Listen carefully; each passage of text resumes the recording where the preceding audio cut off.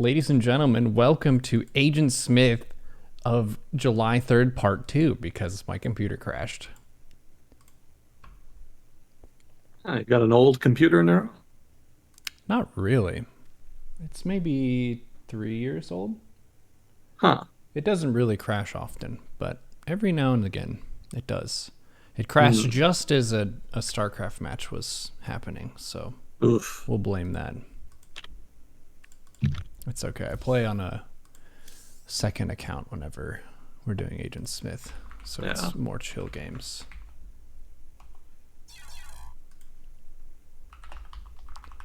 So we were talking about the checks and balances basically between the branches of government.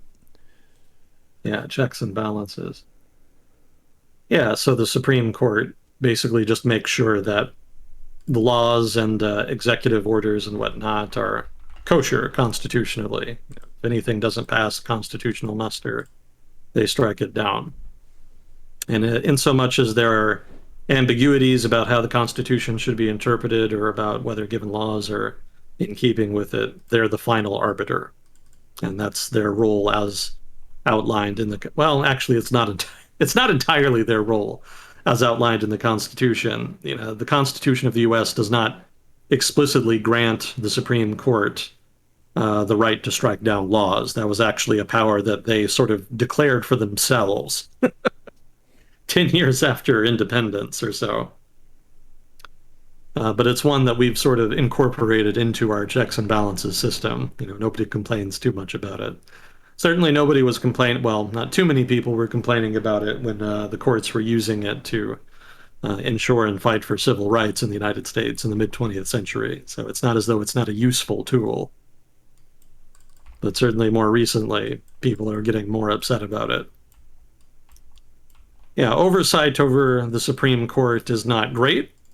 It's not like you can just well, to a degree, you can arbitrarily remove justices if you have the votes, but you know, in general, Who would the system, vote on that? I think it would be the Senate.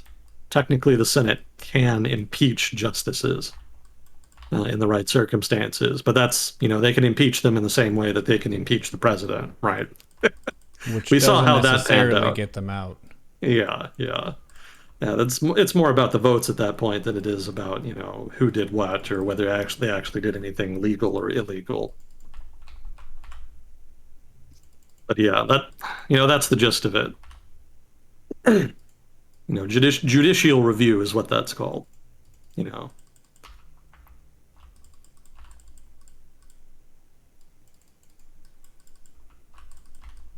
Have there been any other interesting rulings since we talked Lately? about the Supreme Court last week? Yeah.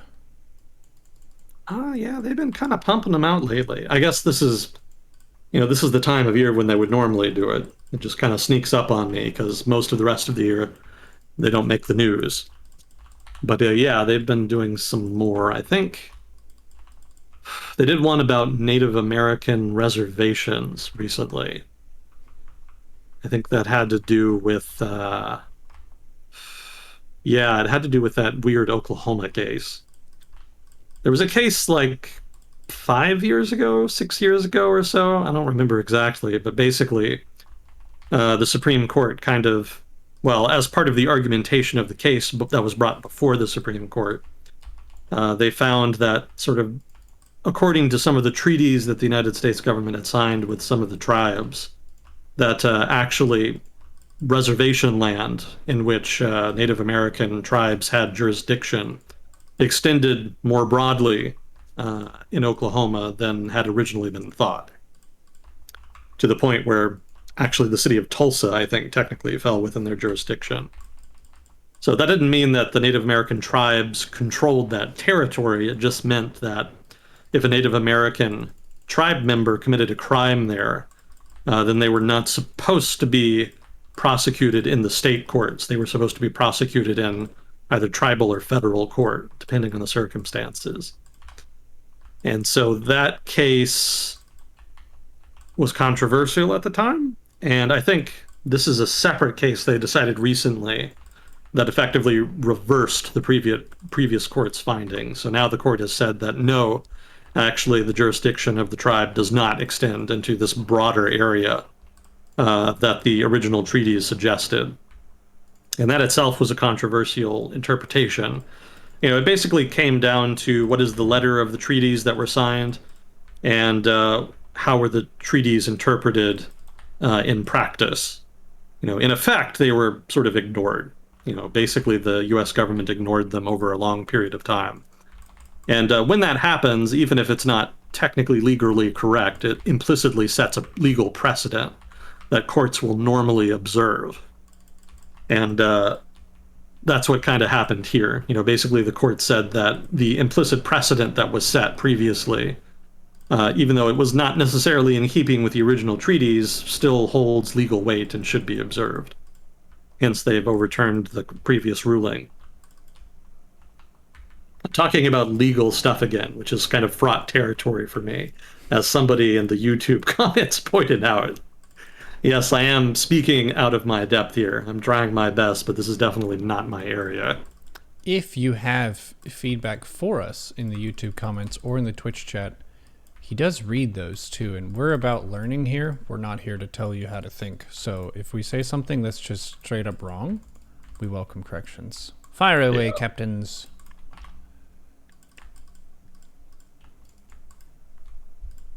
I think there was another ruling too, but it's slipping my mind. I don't think it was as big a deal. There was also a Supreme Court justice who got in. I think there was one of the more progressive ones retired, and Breyer.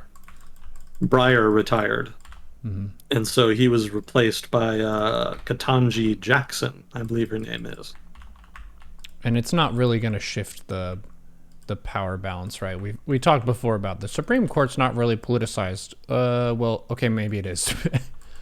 But it's basically a progressive for a progressive, so there's still a 6-3 balance. Yeah, nothing's going to change in that regard. It's still status quo. Mm-hmm. Just one left-leaning justice replaced by another, effectively. So a lateral move in terms of the balance of the court. Yeah, there is another case called Moore versus Harper. So that's probably going to be a big deal going forward. They're not going to have hearings on that soon. I think they're going to have them in the fall. And then they'll have a final judgment summer next year. So summer 2023. And so that could have significant ramifications based off of what I was reading about it. Basically, the case has to do with a gerrymandered electoral map in North Carolina. And originally, this was something that was kind of contained within North Carolina's legal system. There was a lawsuit saying that the electoral map that was drawn up was not constitutional, that it was just heavily gerrymandered, basically. And so that went to the state Supreme Court. And the state Supreme Court ruled that, yes, this is too heavily gerrymandered. We're going to have this redesigned by a bipartisan commission. And so a new map was drawn up and implemented. And what happened then is that there was a lawsuit brought. I don't know if lawsuit is the correct term, but basically it was brought eventually it came before the Supreme Court. And the argumentation was that, well, for one, the initial lawsuit was about the primaries. There was a Republican primary coming up, and they wanted to have the Supreme Court throw it out and restore the previous electoral map. But the Supreme Court rejected that request. But the Supreme Court did recognize in their opinion on that, that there was an opportunity there to settle some ambiguity about something called a doctrine that's called the Independent State Legislature Doctrine. And this is apparently a legal question regarding whether or not state legislatures have the sole right to determine matters related to electoral systems, electoral maps, or electoral votes in, say, a presidential election. So technically, there's wordage in the 12th Amendment, I think it was, that suggests that state legislatures have sole responsibility for designing an electoral system. So based off of that, the North Carolina GOP is arguing that regardless of what the state Supreme Court says, that the state legislature should have final say because it is technically a federal matter, at least as far as the election of federal officials and representatives. And that could have broader ramifications. If the Supreme Court does effectively recognize the independent state legislature doctrine as the law, that implies that state legislatures could just totally ignore their own Supreme Courts, their own constitutions, their own laws effectively. They could just kind of allocate, well, besides electoral maps, they could also allocate electoral votes in a presidential election however they want. So they could actually ignore the popular vote and swing an election in that way. Maybe the state should go for one party, but the state legislature may be controlled by the other party, and they just may decide, fuck it. Our electoral votes are going to our party rather than the one that the voters voted for. So right now, there are certain institutional blocks preventing that from happening. There's something called the Electoral Accounts Act of 1887. And that states that electoral votes have to be approved by governors of states. So if you're in a swing state and your legislature is controlled by a party that wants to change who the electoral votes are supposed to go to from the way the voters want, if the governor is a member of the opposite party, they could actually stop them from doing that by refusing to certify the electoral votes that were sent to them by the legislature. So that creates a kind of balance of terror there. There's also, what was it? State constitutions themselves generally have, well, not all of them, but a lot of them have provisions that direct the state legislature to allocate electoral votes according to the popular vote. So according to this doctrine, though, state legislatures could have the power to get past these institutional blocks. They could just ignore them. That's the concern here anyway. And it's especially a concern given the last election in 2020, in which there actually was an effort to manipulate the electoral system in a way that could change its outcome. So the concern is that that might happen again, and that this time, or the next time, it could actually work, because this ruling would effectively give state legislatures additional power with which to do that they did not have in 2020.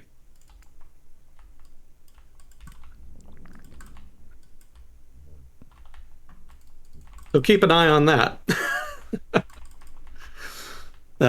How they rule on that will be a big deal in 2023, especially if they kind of fully endorse this doctrine that is under consideration. And especially if they do so, keep your eye on the 2024 election. That will be very exciting if they do this. I liked one of the YouTube comments about, man, Agent Smith, he's always so neutral, but institutional decline, that'll get him going. Well, I mean, that's kind of where we're headed. It would be pretty smart to avoid it, but there's just a confluence of historical and economic and, what have you. The usual suspects as far as historical forces are, what's the word I want? Coalescing in a way that is producing institutional problems. I'm sure some people are excited about some of the new possibilities that are opening up, but institutional decline is no laughing matter. It's going to have dire consequences if it plays out fully. It's still early, we can get around it. There are actors that are going to try to resist it and try to correct it, but just the way people are voting and how partisan and polarized things are, and given a lot of the norms that are not being respected at virtually all level of government, it's going to be tough. So we'll see how it pans out. But this particular case, Moore versus Harper, this is going to be one of those markers of what happens to the U.S. political system. If you give malefactors additional power to change an electoral outcome, certainly one as important as a presidential election, there's going to be instability. There's going to be political violence. That's virtually guaranteed. And that's not going to be good for anybody.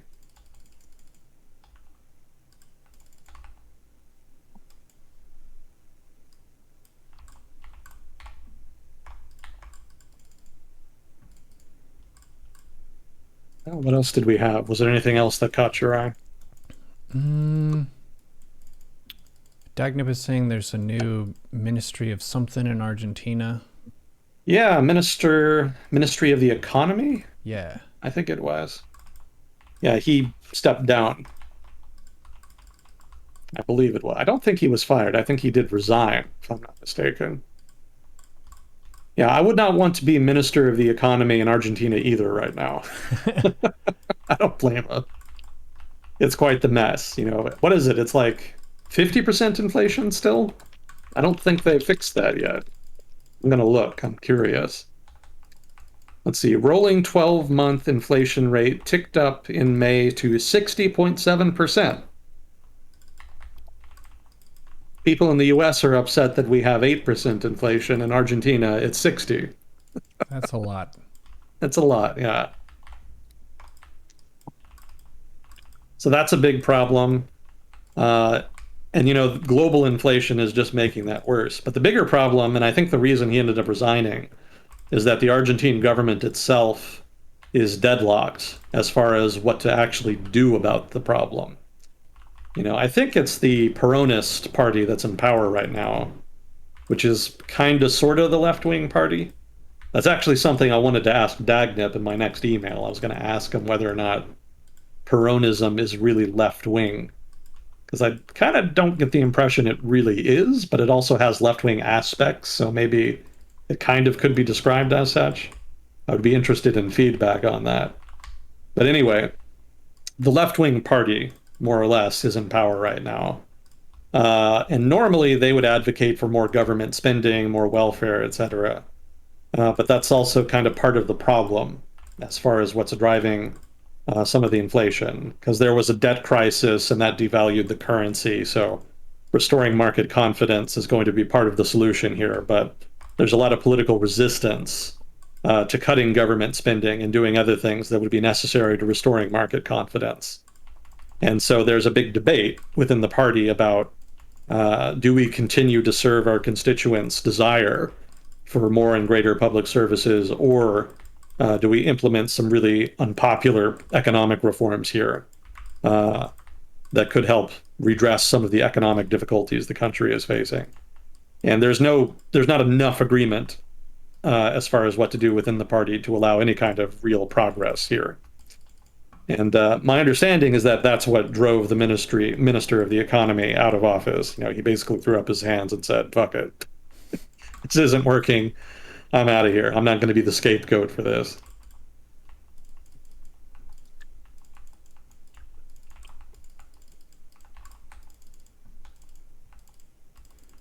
Yeah, I hope they can figure it out soon. Argentina's a pretty big country to be having problems this big. What is it, 40, 50 million people in Argentina? It's pretty decent sized. So I don't doubt that a lot of people are struggling. I think I read the other day that, 40% of the country is in poverty right now. Ouch. Yeah, that's a lot.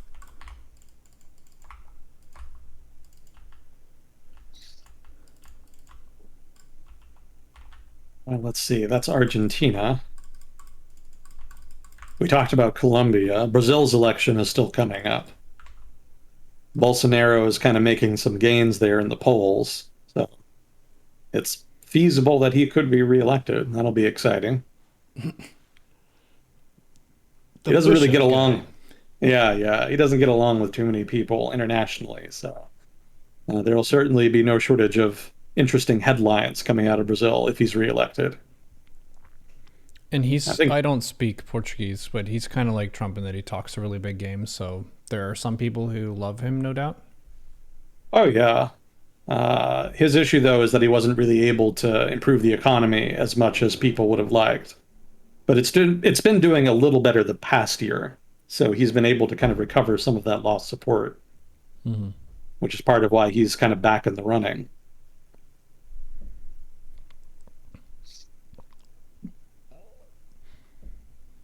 Gosh, what else? Peru, I think, is still trying to. I think the Castro administration in Peru is still kind of trying to figure itself out. He's gone through a number of cabinets.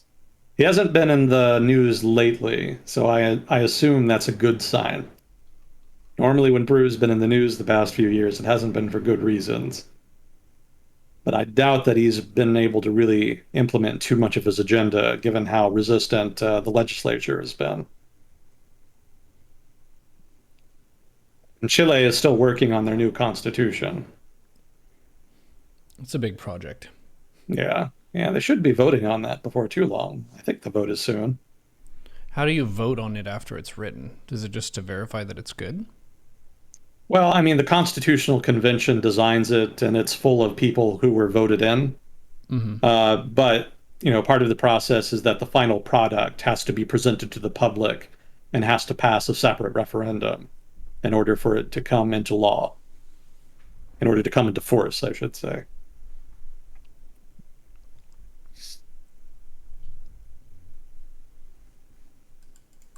Not sure what's going on in Venezuela. I haven't heard too much out of them. They've been suspiciously quiet lately. Hmm. Yeah, but staying out of the news is good a lot of the time. Yeah, it's good a lot of the time, but it could just mean they're hiding something. Certainly in an authoritarian state, that's generally what's happening. I think Ecuador was in the news. They had some more prison riots, but also they had, what was it? They had some big protests recently that were led by some indigenous groups. A lot of the oil in Ecuador is located in land, on land, or under land that's controlled by indigenous groups. And they frequently don't feel like the government is sharing enough of the revenue with them. So recently they had some big protests over that.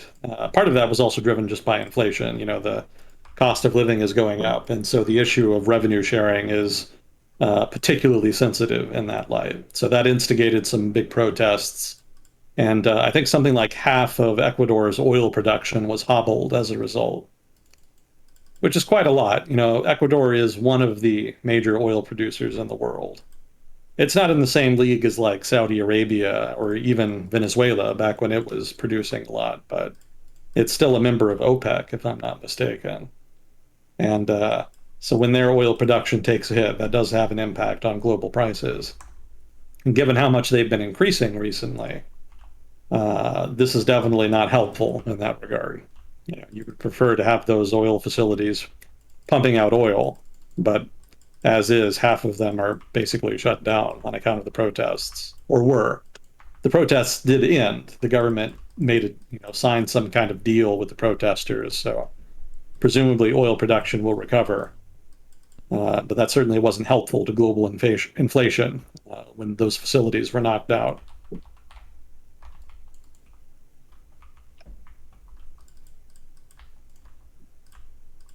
Did you hear the fireworks, Neuro? I've heard fireworks near me for the past several days. I don't know if people are just like really early celebrating 4th of July or what. Fireworks are not hard to get. True. People just like setting them off, and they're fun, or they can be. You're not blown off your hand anyway. Yeah. Our family usually gets some whenever we're celebrating the same place at the same time. We'll go with Dad to a fireworks stand and get some dangerous stuff and then have fun. Yell the name of a president and then shoot one the 4th of July. You're not supposed to some of the time, so sometimes we'll set them off and then run inside and turn the lights off. Nope, no one's home. What?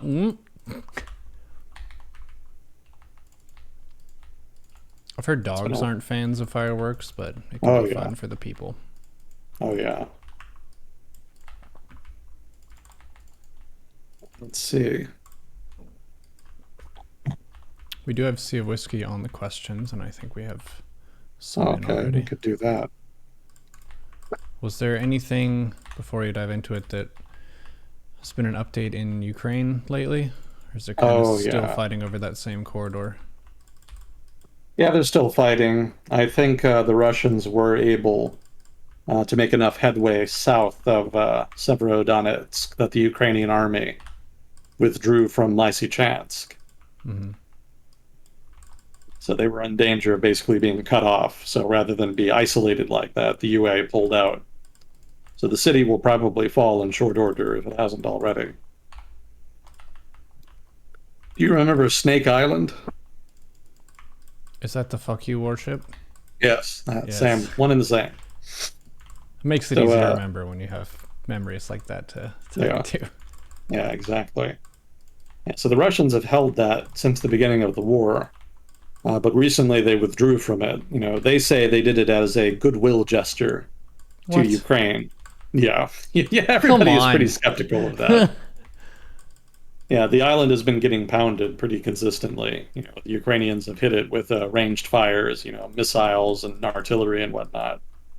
So, yeah, it has not been a particularly fun time for the Russian garrison on the island, and it seems the Russians have finally given it up and conceded the island. So, not necessarily a great strategic victory, but uh, a fun bit of trivia, you might say. I did read in The Economist that there's apparently been more desertions amongst the Ukrainian army. We've heard about desertions in the Russian army, but haven't really heard as much about the Ukrainian army. But there was apparently a British defense intelligence official who said that there had been some. It's not clear just how many, but the fact that there's any is significant. Certainly, the image that people have painted of the Ukrainian army and the Ukrainian people is one of unity. That they're all sort of gung ho and that they're all thoroughly invested in the defense of the country. But uh, more and more of the soldiers fighting in the army are basically, well, not basically, are conscripts. There are people who are drafted from the general population and are not necessarily people that have much in the way of training or experience in warfare. Obviously they're given some training when they're drafted, but it hasn't been much. It's just been a couple weeks of training. So a lot of those people, I suspect, are the ones who are probably more likely to desert. And certainly the nature of the fighting in Donbass has been such that desertions would probably be expected regardless of circumstances or context. It's just been very grueling, trench warfare style fighting. It's basically World War I with drones in a sense. And that's pretty rough. If you're trained for it, then maybe it's more manageable. But certainly if you're just a guy who was working at a gas station or doing programming 2 weeks before you get deployed into that, it can be pretty jarring, I imagine. But the takeaway here is that the fighting is getting harder and that we're probably going to see more things like that. It's going to grind people down. It's going to grind the respective armies down.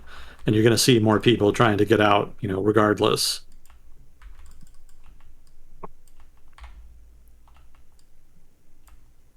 And I also read somebody saying, also in The Economist, there was a military intelligence official that was saying that Ukraine might have a window for a counteroffensive in late October. And their reasoning there is that period, starting in October, would be when their stock of Western supplied arms would be at a peak. The US and also Europe and Japan, for that matter, they only have so much industrial capacity with which to produce new weapons. And a lot of that industrial base has shrunken over time. And the result is that we have a relatively limited capacity to produce, a World War II scale of production that can keep pace with the rate at which arms are being expended. Now, for now, that's not too much of a problem because we've been sending them stuff from inventory. And so that's made up the bulk of the stuff we've sent. But we're going to reach a point where inventory reaches critical levels. And at that point, most of the stuff we'll be sending will be stuff we've produced right out of a factory, specifically for their usage. But it's going to take time for the industrial base to scale up to meet the demand. So there's going to be a window of time then where the stuff they get from inventory is at its peak, and just before they sort of reach a sort of nadir, where that support starts to tail off. because the inventories are depleted and manufacturing capacity has not yet been upscaled. So this guy is basically saying that Ukraine could go for a death blow in October and try to strike hard and take a bunch of territory, and then try to pressure the Russian government to negotiate a peace deal from a position of strength. That would be a pretty bold strategy. The Ukrainian army doesn't really have the same manpower and resources that the Russian army has, even with all the support. And if they suffer a major setback, they could end up losing a lot of territory, since the Russians could bring some of that numerical superiority to bear. So it's a little risky in that sense, and I don't know that the Ukrainian army will necessarily be willing to take that risk. I don't know if the cost-benefit justifies it. But I'm also not an officer in the Ukrainian army, so what do I know? I just thought it was worth mentioning. You could see that. We could see some kind of offensive in Ukraine. Or perhaps some other activity, maybe some diplomatic activity or some other such, related to the underlying reasoning, that trow and supply and foreign aid that's pending in later this year. Trough. Yeah, there you go. Thank you. Let's see, I think that was the main thing. The only other big thing I had was some stuff Russia is doing with Japan. There's a big natural gas project in Sakhalin Island out in the Russian Far East. And of the three major foreign investors, two of them are Japanese. And this was in the news because the Russian government is basically nationalizing the project. They're seizing it. And that has the Japanese government a little bit rattled, because something like 8% of Japan's natural gas consumption comes from this project. So they could probably find alternative sources if they needed to. But given how delicate the global economy is, with what with all the inflation and especially energy inflation, the Japanese government is a little bit concerned about further inflation that could be caused by a potential severance of natural gas supplies from Sakhalin too. That's not guaranteed. The Russian government is nationalizing it, but they have not said that they're going to stop exporting natural gas to Japan. So the Japanese government isn't concerned about an immediate cutoff.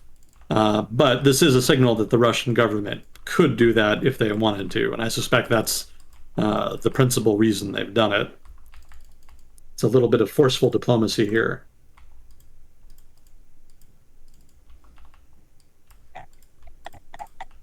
But yeah, that's about it. I had some other stuff on the industrial base, but we kind of already covered that. I know Bitter Sugar and his family are still hanging in there. He was visiting chat earlier today. For people who have not seen it, we did a interview with him right around the time when the war started. If you use the command Ukraine in chat, you can get the link to it. Oh, good. I think I did have a correction too. I said last time that like 90% of the fighting is happening in that little area in the Donbass. But there is some fighting in other areas as well. There's some fighting sort of northwest of that area around Izium, and there's a little bit of fighting south of it as well. There's also some fighting in Kherson Oblast, although that's pretty small potatoes by comparison.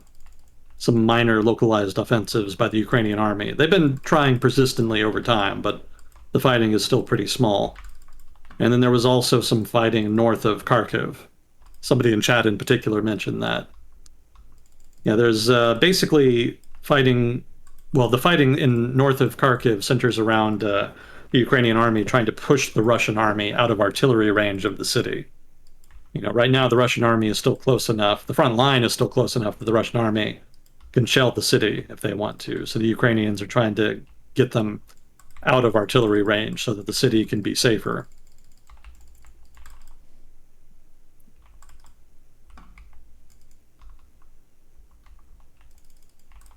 So let's see. And then I think I had two other corrections somewhere too. Let me see if I could find those. Yeah, some of the legal stuff. So what was it? Interracial marriage. We talked a little bit about the court case around that. That was Loving v. Virginia. And I said last time that was decided based off of an interpretation of the Due Process Clause of the 14th Amendment. That's not true. Somebody in chat corrected me and pointed out that it was actually decided on equal protection clause grounds, not substantive due process. So thank you for that correction. And then you also, I don't know if this is entirely a correction, but somebody asked last time if there had been any good news. And and I said no, but somebody in chat said that there has been more successful efforts at unionization in the United States recently, in the past few months. So technically that could be interpreted as a spot of good news there. So I did overlook that in a sense. Not everybody in the US, in fact, a lot of people in the US don't like unions. So I don't know that everybody would consider that a good thing. But certainly if you're pro-union, that would technically be good news.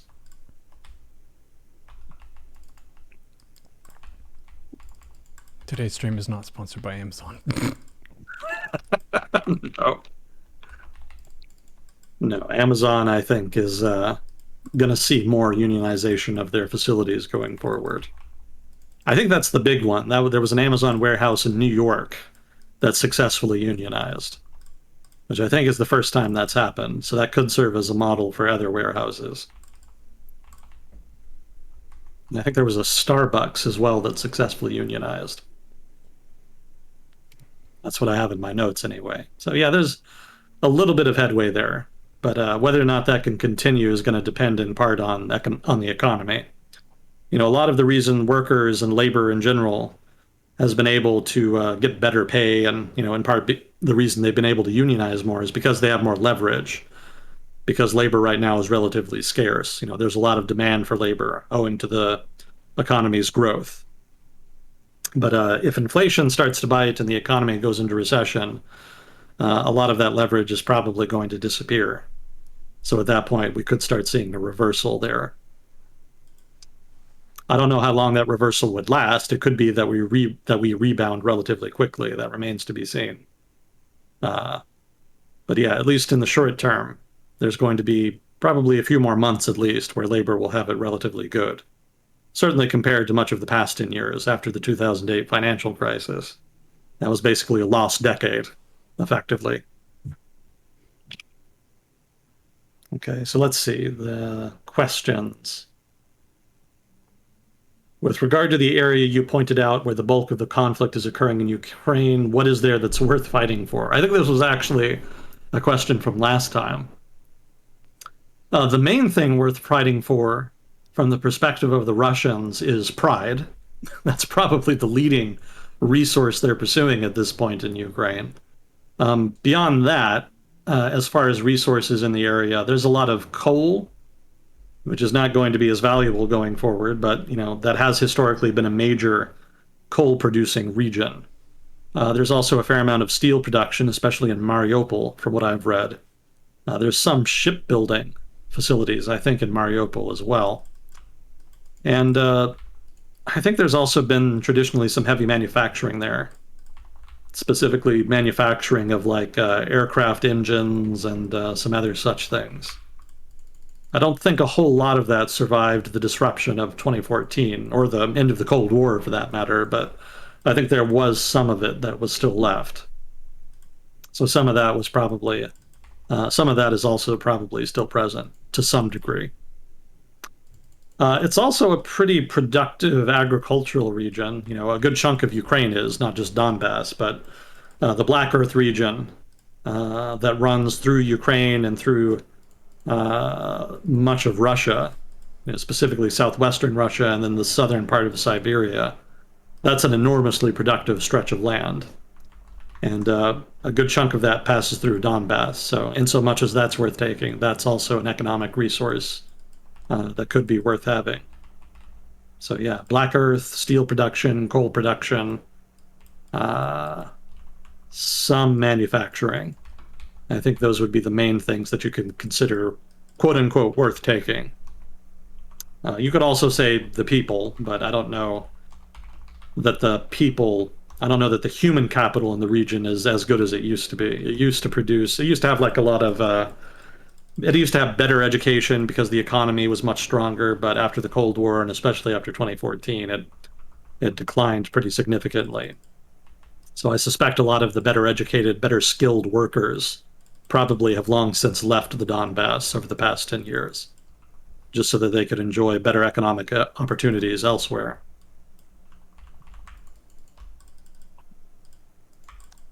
Let's see. Why did Russian forces leave Snake Island? I don't know entirely. I think, from what I read, it was because it just wasn't worth it anymore. Like, it wasn't that useful in terms of maintaining the blockade of Ukraine's southwestern coast.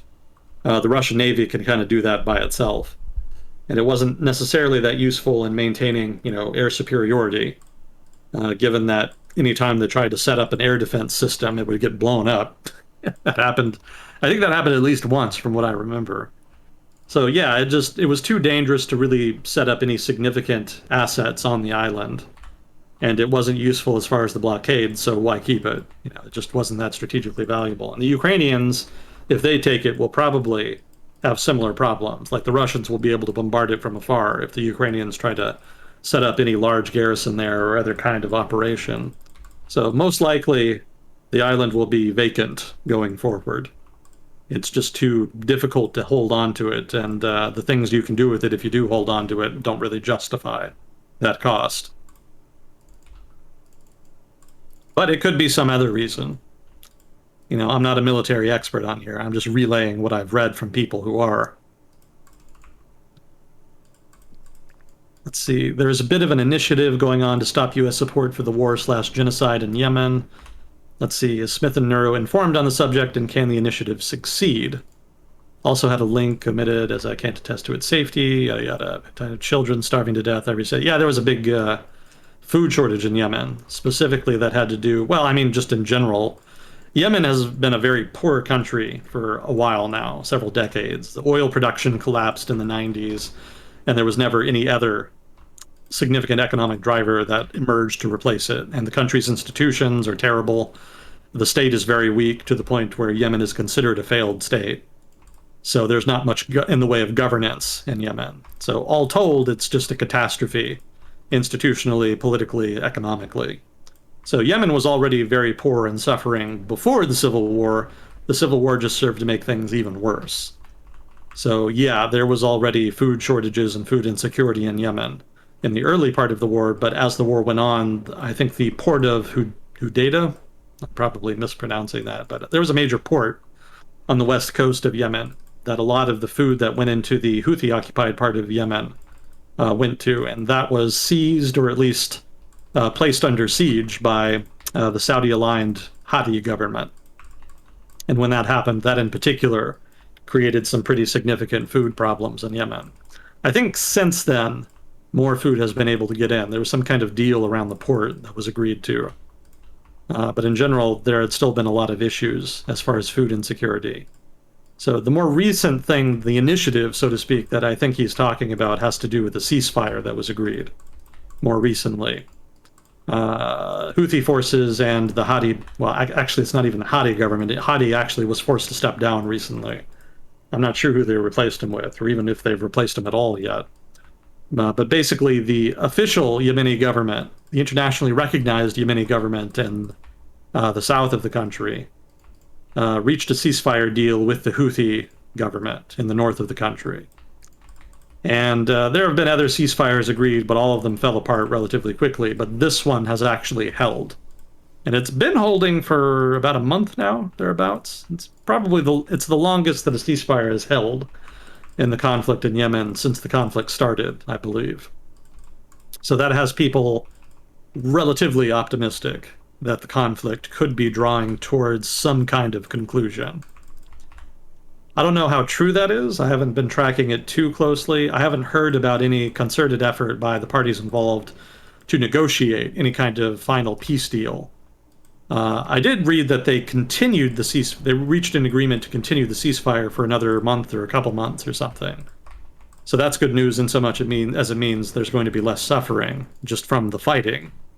But as far as a final conclusion, so as far as a final solution to the political difficulties that were driving the conflict in the first place, I haven't seen much progress on that. And until I do, I would not be overly optimistic about the prospects for the conflict ending. But yeah, for now at least, relative peace in Yemen, which is a nice break from the status quo for much of the population, no doubt. As far as whether the initiative can succeed, maybe. That kind of comes down to the Saudis and the Houthis more than anybody. It's not just the Saudis driving the conflict. People like to kind of focus on them because they have a bad reputation. Probably deservedly so, given the Khashoggi murder. But that said, the Houthis bear no small part of the responsibility as well. I mean, the conflict between the Saudis and the Houthis actually predates the civil war in Yemen. They were actually already fighting before the Houthis had taken control of northern Yemen. You know, there was a time when the Houthis were just like a small sect that controlled a small bit of territory along the border with Saudi Arabia. And it was some border clashes there that kind of made the Houthis enemies of the Saudi government. It was only when the Houthis took advantage of the Yemeni government's weakness to take control of the broader part of the northern Yemen, including the capital, Sana'a, that the Saudis really got involved. And that wasn't even entirely down to the rivalry with the Houthis. Part of it had to do with what ended up being a self-fulfilling prophecy that the Houthis would inevitably align with Iran, because the Houthis are technically part of a sect of Islam that is kind of sort of Shia Islam. It's not really Shia Islam, but it technically falls in the same family tree, so to speak. So the Saudis kind of assumed that they would be Iranian allies. And that actually is not what happened. You know, the Houthis were not receiving much of any support from the Iranians in the early stage of the conflict. But over time, as the fighting escalated, they did. So at this point, they actually are receiving support from the Iranians. So I think part of the issue is not just the Saudis being, you know, an absolutist monarchy, expanding and protecting its influence in the region. Part of it is also the Houthis taking advantage of the Saudi-Iranian rivalry to try to expand their influence in the country and expand their power. So the Houthis themselves will have to be willing to share power. You know, they'll have to kind of recognize the limits of what they can achieve here in the civil war and actually agree to not continue trying to govern the whole country. The Saudis will have to recognize that the Houthis are not going away and that they're there to stay.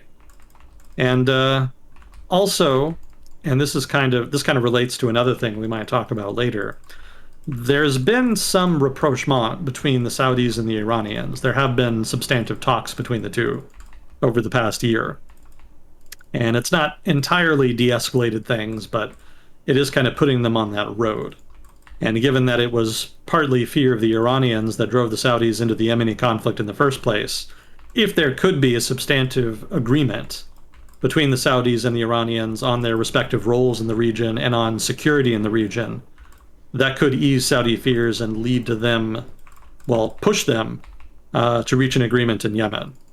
You know, if they're worried about the Iranians, but then they have an agreement with the Iranians that pacifies the Saudis, there's not much reason to stay in Yemen and continue the conflict. So at that point, you could see a rapid end to the conflict in Yemen. So that's in the future. At least for now, I think that the talks between Iran and Saudi Arabia are part of the reason that the Saudis have been willing to reach and agree to that ceasefire and honor it over time. And I suspect the future of those talks will itself have a big influence on the course of the Yemeni conflict. But that's all in the future, and that's in part speculation on my part. You know, it's not entirely clear just why the ceasefire was agreed or just what the Saudis have in store for the country. But for now, at least, it seems they're pushing in a more deliberative, negotiated direction, as opposed to a direction in which the conflict would be decided exclusively by force.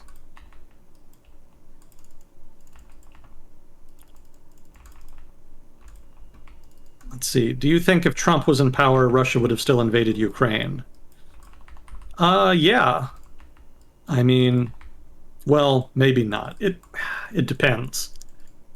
I think if Russia had leaned really hard on Ukraine, then the Trump administration would not have been well inclined to support Ukraine. I think Russia would have had, you know, it would have come down to like who could give him the better offer, since he was, you know, his style of diplomacy was so transactional. he would have seen who could have given him the better offer, so to speak, to incentivize him to support one or the other party. And Russia probably would have been able to give him the better deal in that sense. So in that sense, there would not have necessarily been an invasion because Ukraine would have lost its principal backer and would have felt obligated to try to reach some kind of settlement that would have precluded the need for a conflict. But that said, if Trump had done that, and if Congress had known Trump had done that, Congress probably would have jumped in and stopped him, because Congress in general was much more pro-Ukraine than the Trump administration was. And they could have passed resolutions and whatnot guaranteeing supplies to Ukraine and whatnot that would have given them the sense that even if the president wasn't necessarily behind them, Congress would force him to do things that would have continued de facto American material support and intelligence sharing and training and all the other good stuff that the U.S. had been doing for Ukraine. So in that sense, even though the Trump administration would have been against them, the war might have still happened because Ukraine would not have then felt obligated to give in to Russian demands. They may have felt they had sufficient support from Congress to continue. So in that sense, the war would have gone on anyway. I feel like the objective of expanding the Russian legacy, more or less, and kind of bringing it more back to the amount of territory that the Soviet Union occupied on the map, that objective is independent of any U.S. president, whoever's sitting. Yeah. It doesn't matter. Yeah, Russian foreign policy would not have changed in that regard. They were going to try to exert their influence in Ukraine regardless of who the president would have been. Whether or not they did so successfully or whether or not they did so violently, that partly could have been influenced, was influenced by the United States. So in that sense, the Trump administration might have done things a little bit differently. But again, given Congress's input, I don't know that it would have made a difference. I'm sure the Trump administration would have been averse to getting involved in the conflict just because he would not have seen much American interest, or at least not sufficient American interest to warrant it, especially given the fact that President Zelensky in Ukraine was not willing to go along with his little scheme there. That was so weird. Oh, yeah, that was very weird for all parties involved. A lot of people, whenever that happened, Zelensky wasn't a household name for Americans yet. Yeah. The Ukraine war has made him a household name. And honestly, I didn't really know who he was at that point either, because he was still pretty early in his presidency. Yeah. Yeah, not quite the household name yet. Yeah, he was basically saying, get some dirt on my political rival, and we'll help you with the aid. Yeah, that was the gist of it. And Zelensky was not willing to reciprocate that. He mostly just tried to kind of ignore it and hope it went away. He didn't really want to aggravate anybody. He didn't know who was going to win the presidential election, so he didn't really want to aggravate either Trump or the Democrats. So he just kind of smiled and nodded. Mm-hmm.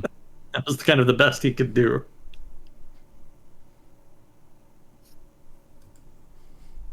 But yeah, beyond that, I just have a hard time seeing it. I don't think Trump would have had enough influence over support to Ukraine to really change Ukraine's calculations. So in that sense, it was probably inevitable. Whether or not Trump wanted to support Ukraine or not is the variable. I'm not sure. Kind of would have depended.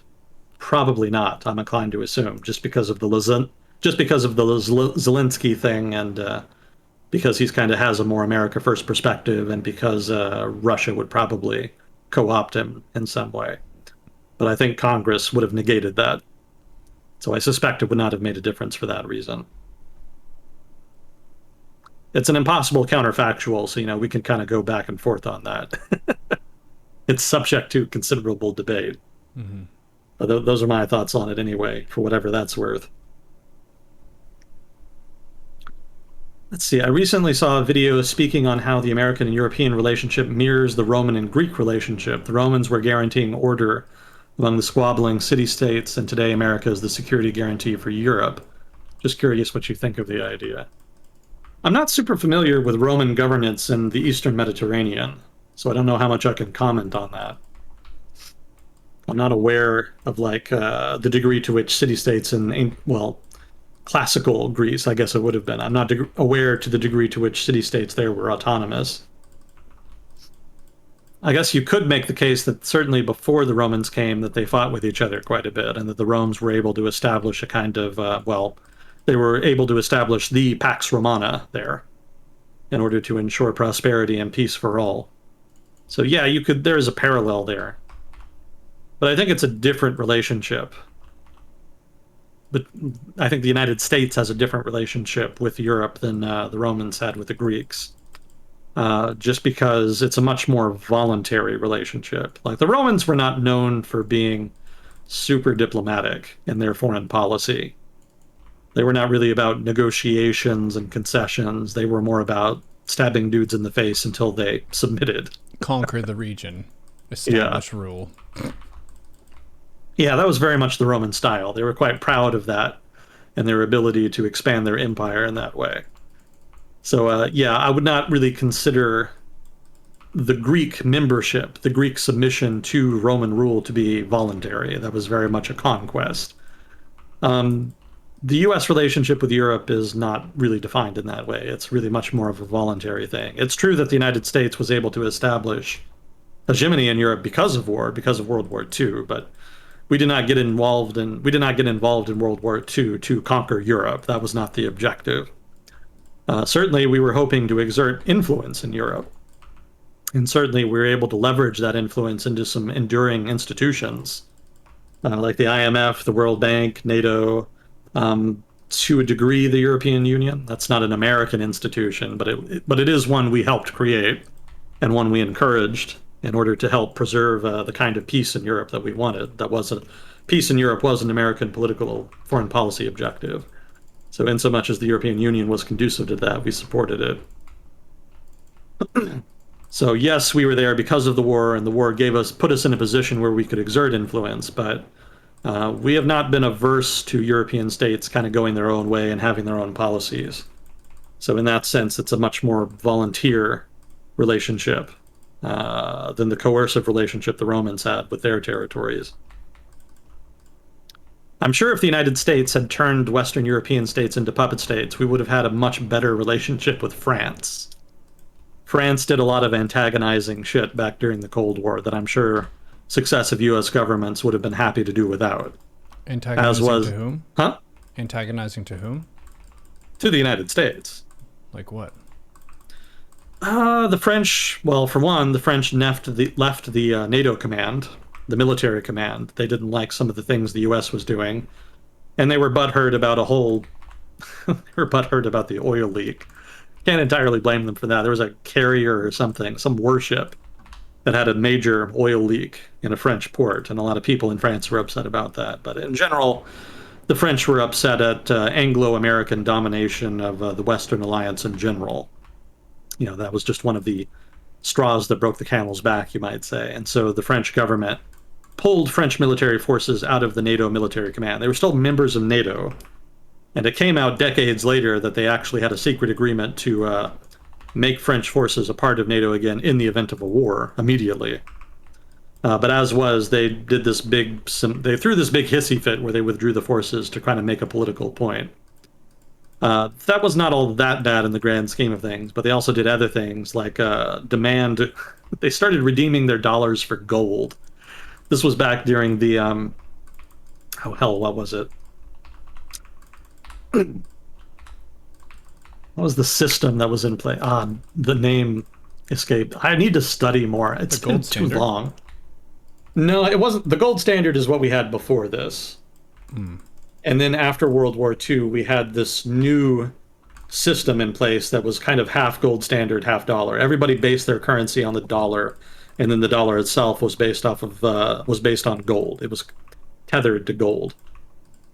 Bretton Woods, that's what it was. There we go. This is back when we were still on the Bretton Woods system, and everybody had their currency fixed in terms of its exchange rate to the dollar. And there was a big kerfuffle starting in the 60s and going into the 70s about inflation. Basically, the US dollar kept devaluing. and the US government asked European governments to devalue their currencies so that the fixed exchange rate regime could be maintained. But European governments didn't want to do that, partly because it was inflationary, uh, and partly because they just kind of resented the US government kind of forcing them to do something. And so there was disagreement about how to maintain the system. And during these delicate negotiations, France just kind of jumps in and says, hey, fuck you, I want gold for my dollars, which just served to further devalue the dollar and worsen the whole problem. So that's another thing that they did that kind of needled the US government. Also, French foreign policy during the Cold War was de facto independent of US foreign policy. In general, most European countries kind of aligned their foreign policy pretty closely with the US on most issues, especially security issues in Europe. But the French, especially with regard to the Middle East, really just kind of did their own thing. They kind of really got very friendly with a lot of pan-Arab nationalist governments in particular that were not on good terms with the United States. They also, interestingly, were on very good terms with Israel. So they kind of threaded the needle on that and were kind of friendly with everybody, whereas the US mostly just friendly with Israel. And that wasn't too big a deal, but then the French did things like help Israel develop nuclear weapons, which I don't know was particularly appreciated by the US government. And they also helped pan-Arab nationalist governments buy weaponry and whatnot, which not always a big deal per se, but it was a big deal in so much as it helped them go to war with Israel, which again, the US was much closer to. So again, none of this stuff is world-shaking, but all of it was very, shall we say, annoying in a diplomatic sense. It created a lot of friction that US governments had to navigate. Now, I don't want to oversell the point. France was very much an American ally during the Cold War, and there was still a lot of cooperation.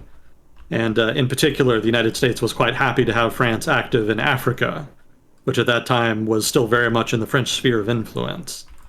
And the United States, to a degree, even respected that sphere of influence, so much as it clashed, to a degree, with American objectives. So in that sense, they were very much buddy-buddy, but there were areas of friction. And the United States, if it were Grand Master of Europe in the way that some people try to make it out to be, would not have allowed that. There would have been no reason to. It would have just been nothing but inconvenience from the perspective of Washington.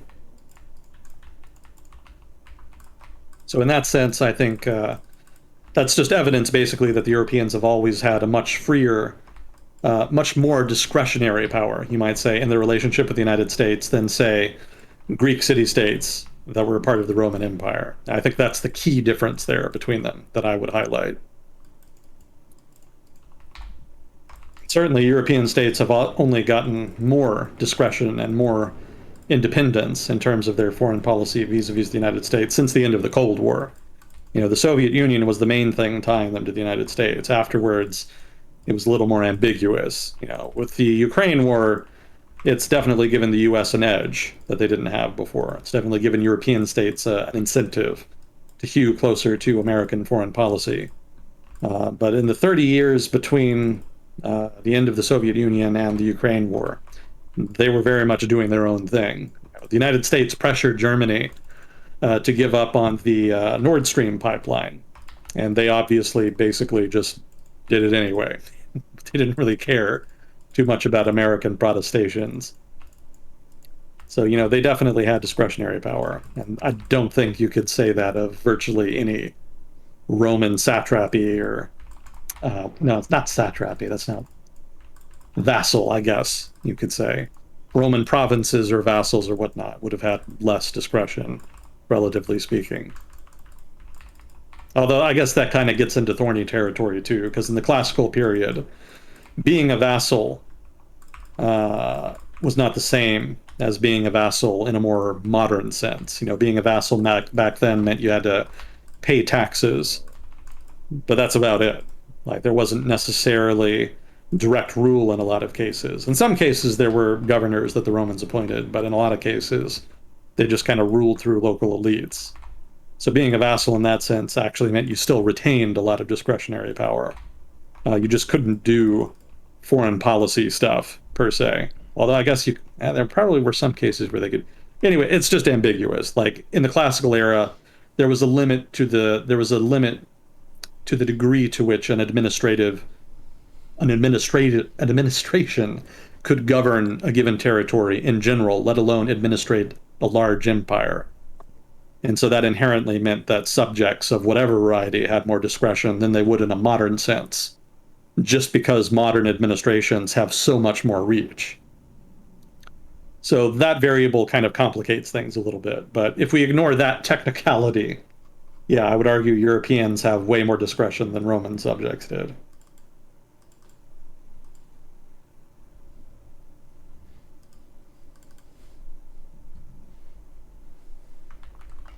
Let's see. If I ever miss the gist of a question or I don't answer it to the satisfaction of somebody, please feel free to ask again, and I'm happy to return to it. I can be dumb how I read questions or answer them, so clarification is appreciated in that regard. Let's see.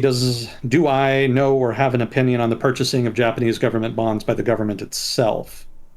No recent news, but curious if I have a take on it. Let me see. Now, this is not monetizing, because that would be the central bank buying them, the government itself buying bonds. I guess that would be the central bank too. I haven't heard about the government buying bonds like that. That would be new. And it would be weird. I don't think I've heard of that happening before. If the Japanese central bank is doing it, that makes more sense. I could definitely see that. That would just be a part of putting more money into the economy. You know, that's the natural part of increasing money supply, lowering interest rates, etc. That would be unusual just because there's so much inflation. It would make more sense to raise interest rates in order to try to fight inflation. But the Japanese government has been very averse to doing that recently, just because it's more of an export-dependent economy. And raising rates would increase the value of the Japanese yen, and that would be to the detriment of exporters. So they've been a little gun-shy on that. But I don't know how much longer they can really do that. Inflation in Japan is kind of a weird new thing. They've been trying to get inflation up for a long time now, but now now they have it, but it's not the kind they wanted. They wanted the good kind of inflation that comes from economic growth, not the kind that's cost-push inflation, the kind that comes from increasing costs of raw resources and other inputs. So that's a bit of a shock for Japan, and they're still adjusting to that. And the Japanese central bank is not helping matters. But yeah, as far as the central bank buying debt, if that is what you're asking about, yeah, that's partly just because they're gun-shy about increasing rates in response to inflation. Now, they have been doing this a long time. If you're asking about quantitative easing, that's a different question. The Japanese central bank had not really done central easing much historically, but after I think they started doing it more in they did it later than other central banks did, but they did end up doing it en masse, and I think it was actually part of the Abe administration's 3 arrows economic policy. They wanted one of the arrows was getting women into the workforce, or getting more women into the workforce anyway. Another one was deregulation, which they never ended up really doing. And then the third arrow was quantitative easing, monetary expansion, or at least a expansionary monetary policy. And quantitative easing was a big part of that. And the main aspect of quantitative easing is that the central bank goes out into the market and buys assets in order to increase their value, so that there is a wealth effect such that the people who own assets feel like they have more money and so spend more. That's generally the idea there. So that's supposed to act as a form of economic stimulus. That didn't really work either, but it didn't stop them from trying. So if that's what you're asking about, that's what happened, and that's why they did that. But they've also started talking about winding down quantitative easing. So if you're asking why it's happening, why it's still happening in a more modern context, that has more to do with exporters and a concern by the central bank about the impact raising rates would have on them.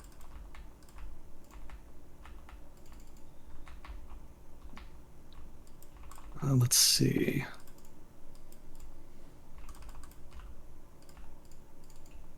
The U.S. Air Force is spending billions to refit B-52s with new engines to make them airworthy until 2050. What do you think they'll be used for, deployed at mostly? Hopefully nothing.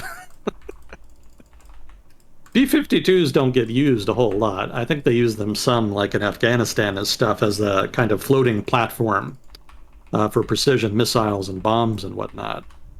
But otherwise, yeah, they generally don't get used unless there's something bad going on.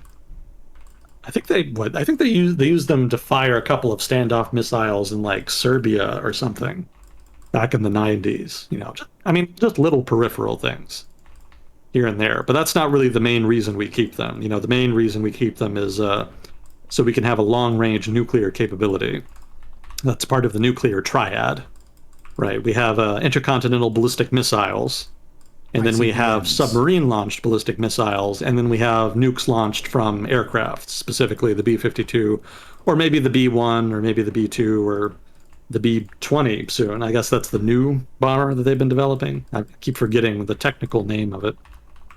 But yeah, that's the idea. You want to have different platforms from which to launch nuclear weapons to mitigate the threat of a first strike. So if somebody else who has nuclear weapons decides they want to nuke you, they would try to nuke all of your nuclear weapons first so that you would not be able to retaliate. So what you want to do then is to make that as hard as possible. And one way you make it hard is to have different platforms by which to launch nuclear weapons in retaliation. So, they may get all of the aircraft on the tarmac, but you would still have the ballistic missiles. They may get the ballistic missiles, but you might still have the bombers. And even if they got all the bombers and ballistic missiles, you would still have the submarine-launched ballistic missiles. And those are especially hard to get. Subs are very hard to track. And the Ohio class that the United States has is the principal submarine-launched ballistic missile platform. I think it's the only one still, if I'm not mistaken. So because those are so hard to track, those are kind of the main last line of defense. It's easier to nuke an air base or a ballistic missile site because you kind of know where those are, but nobody knows where the subs are at a given time. But if something did happen to the subs, we would still have probably some bombers in the air at least. That was what happened during the Cold War. It was known that air bases were vulnerable because they were fixed targets. So what happened is that we actually had a policy almost all throughout the Cold War in which there were always B-52s in the air equipped with nuclear weapons, just in case. Right? So even if the bases got nuked, the aircraft would already be in the air, and so they would be available to go and nuke this, that, or the other in Russia. It's pretty high level of readiness. Oh, yeah. Yeah, that was considered the level of readiness necessary. Otherwise, they just get blown up on the ground. You could scramble aircraft. Maybe they could scramble them and get them in the air before the nukes hit, but that may or may not be feasible, depending on the technology or forewarning. Maybe something happens to your early warning system. You never know. So there was lots of contingency planning like that during the Cold War. But anyway, that's sort of more the reason why we keep B-52s. It's part of the nuclear triad. It also gives us a global capability. It gives us the ability to project force across the globe very quickly, because B-52s effectively have international range. They don't actually, but you can kind of refuel them. You can refuel any aircraft, I guess. In that sense, they're all global range, but the B-52 in particular has such a long range that it's much more practical to, say, launch a B-52 from an airbase in Louisiana and then have them strike targets in Europe. Which has happened before. Actually, I think they also did that with the B-2 in Yugoslavia. I don't think they had to do that. I think they just kind of wanted to, just to see if it would work, or to show that it would work. But it's a useful capability from a strategic perspective, so we kind of maintain it for that reason. So those are sort of the two reasons we keep them. It's not necessarily so that we can deploy them against a specific threat. So in that sense, I don't really know how to answer the question of, where will they be used or deployed mostly. I don't think that's the principal impetus for maintaining them. I guess hypothetically, you could ask, why are we not replacing them with newer, better bombers? But that just has to do with cost. Developing a new bomber is expensive, buying them is expensive, and it's a whole thing. Updating existing aircraft is much easier, not just in terms of cost, but politically. A bomber development program is going to be subjected to a lot of politics, and it's going to screw up the program, basically. It's going to create a lot of delays while politicians negotiate, whose district gets what factory and who gets the money. It's a thing. Upgrading aircraft is not subject to nearly the same level of politicking. So it's just faster and easier in that sense. See, but if you made me guess where they'll be used mostly in the future, I guess the cop-out answer is wherever there's a conflict. Just if there's a war, then that would be the most likely case. But I don't know where the most likely. I don't know what location would be the most likely site for the next big war in which they might be deployed. I guess if I wanted to be cynical, I could say Ukraine. That would be very interesting, since that would certainly escalate the conflict. But yeah, I don't know. It's anybody's guess. But I guess the crux of my answer here is that it doesn't necessarily matter. It's not the main impetus. Getting modern planes is also ridiculously expensive. Just look at the cost of the most modern fighter jets. Yeah. And how much it costs to build one of them. And then imagine, okay, bombers are larger than fighter jets. There's a lot of material involved in making them. Yeah, there's pretty clear reason why you don't just make a new bomber every year like they make a new iPhone.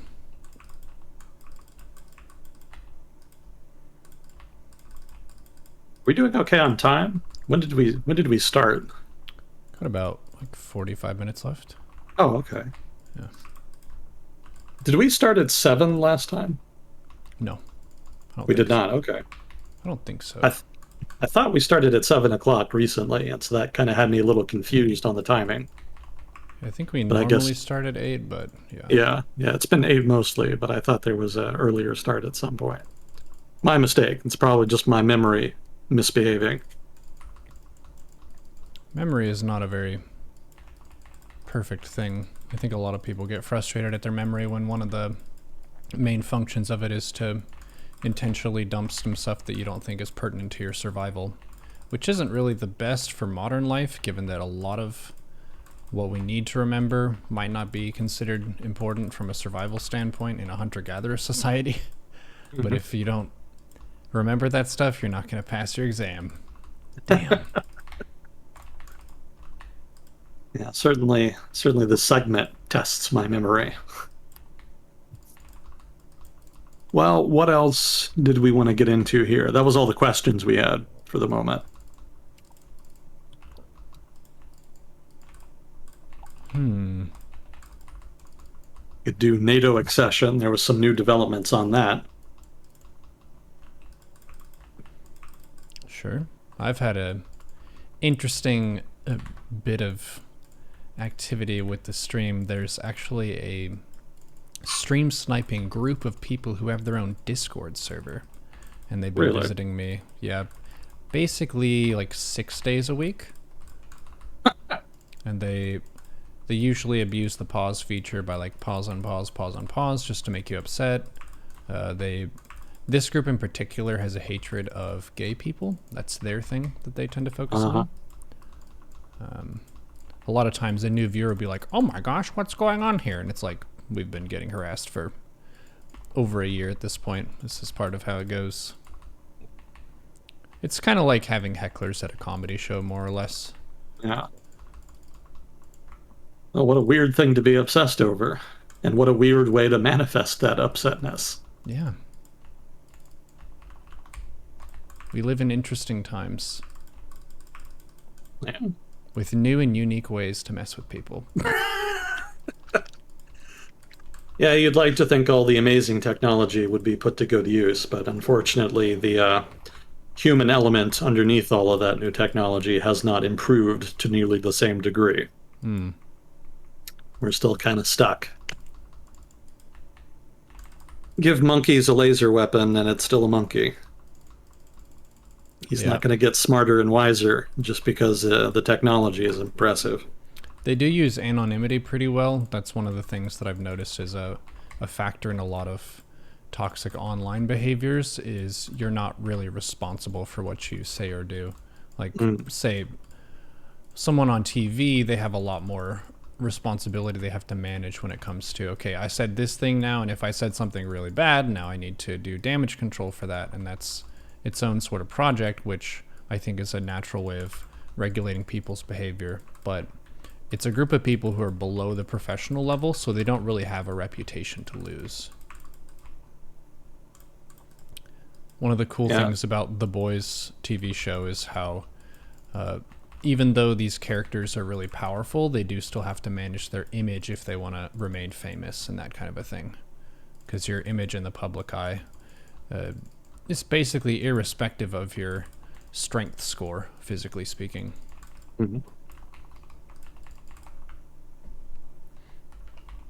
Yeah, having no consequences for your message, for what you say or do, that'll definitely embolden people, especially certain types of people.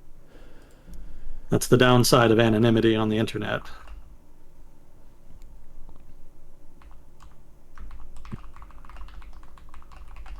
Well, when China takes over the world, I'm sure they'll resolve that quickly. In China, if you want to get online, you have to use an account that is linked to your identification. So it's not really possible to do anonymous stuff too much. Mm-hmm. You can to a degree. I'm sure there are ways to circumvent it, but for the most part, you're supposed to get online using your ID so that the government can kind of keep track of what you're doing.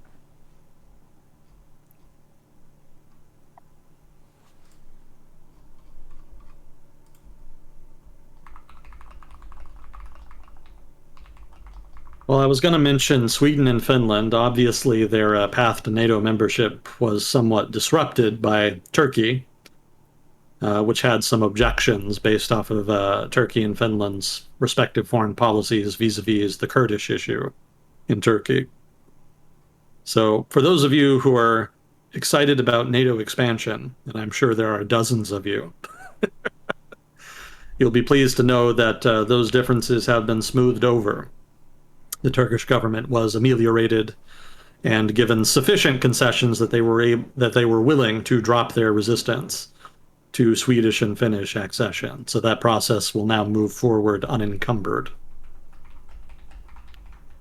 Part of it is the stuff that we pretty much already talked about and we're expecting. The US is going to start selling F-16s to Turkey again. Finland and Sweden will drop their respective bans on the sale of military equipment to Turkey. And supposedly there's some kind of commitment by Sweden and Finland to cooperate with Turkey more on people associated with the PKK, if not also the YPG. So whether that means some kind of extradition agreement or some such is a little unclear. They were not specific about that. It may be just for show. It may just be for show. It could just be that the Turkish government wants to pretend that there's such an agreement so that it can look good in the eyes of the public. There is an election in Turkey coming up, I think either this year or next. It's not too far off. And Erdogan's party, the AKP, is not looking particularly strong. They've been getting weaker over time, especially given all of the economic difficulties that they've inculcated by dint of their own economic policy. So it's entirely possible that the agreement on the PKK is just ephemeral. It's just for show. But technically that was mentioned in the article, so I want to convey that as well. It actually wasn't a bad play by Turkey. I was reading a little more about it, and apparently the government in Sweden just barely survived a vote of no confidence not too long ago. So it was a little bit shaky. And part of its continued hold on power basically depends on the vote of a Kurdish member of parliament in Sweden. And apparently part of her support was conditioned on the government adjusting its foreign policy in a more pro-Kurdish way. So because the government was shaky and because the government will probably prioritize Ukraine over the support of that one Kurdish minister of parliament, the Turkish government probably perceived that they could get some concessions if they applied pressure. So it seems that they were correct in doing so. It was a successful reading of Swedish politics on the part of the Turks. How substantive the concessions are actually going to be in practice, I don't know, but they did at least successfully make a play, generally speaking, based off of what we know. Sometimes diplomacy works. Who knew?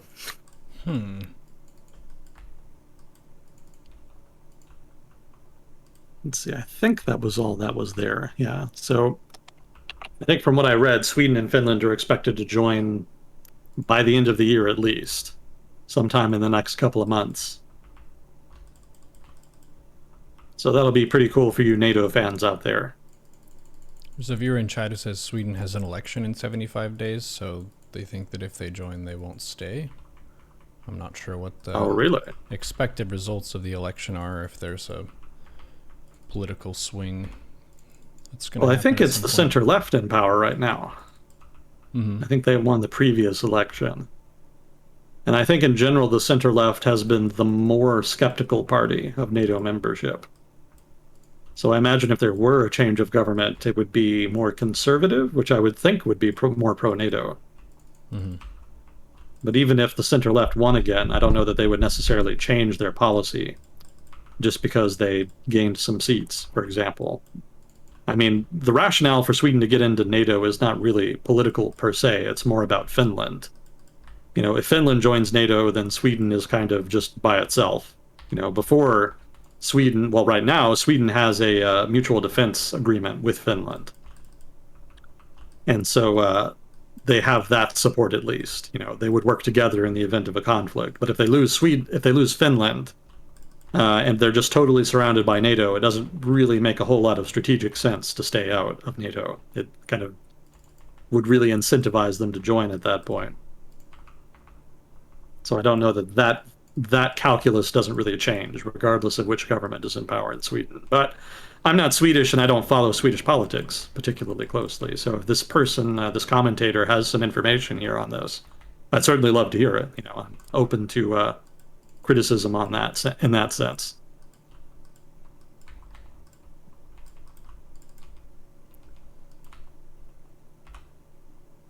Well, let's see. There was also some drama with Lithuania. Did you hear about that?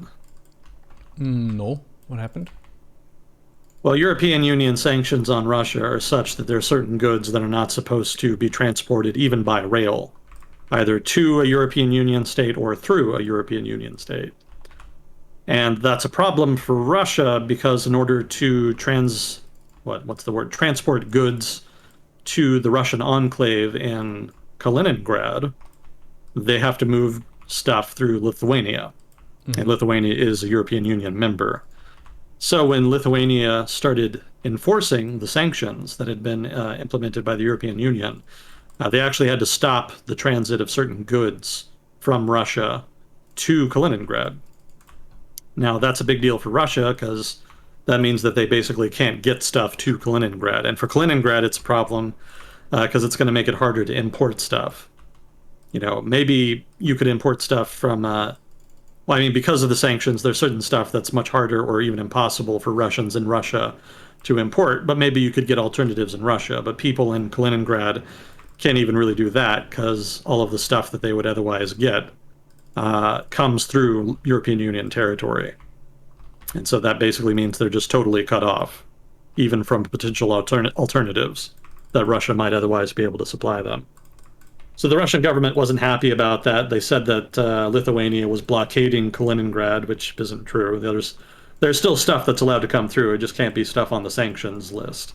You know, food is still allowed to come through. But some stuff like construction materials, like cement, for example, that can't make it through. So that's having a deleterious impact on the Kaliningrad economy, in particular the construction sector.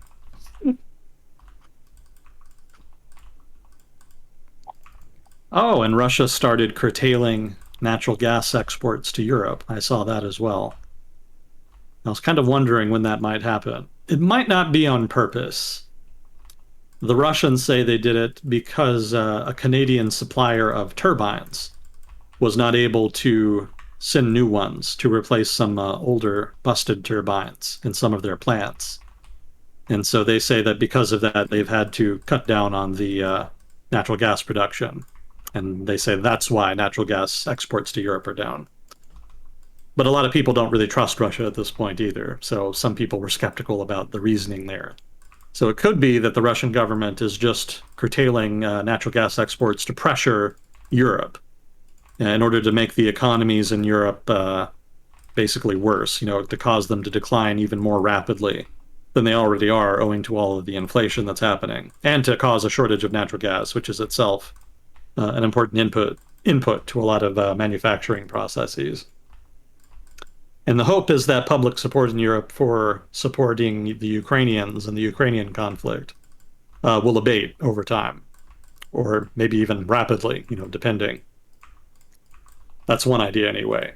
It's possible the Russians are telling the truth about the sanctions thing, about the Canadian firm, that the Russians are dependent on a lot of Western firms for technological support in order to produce this, that, or the other natural resource.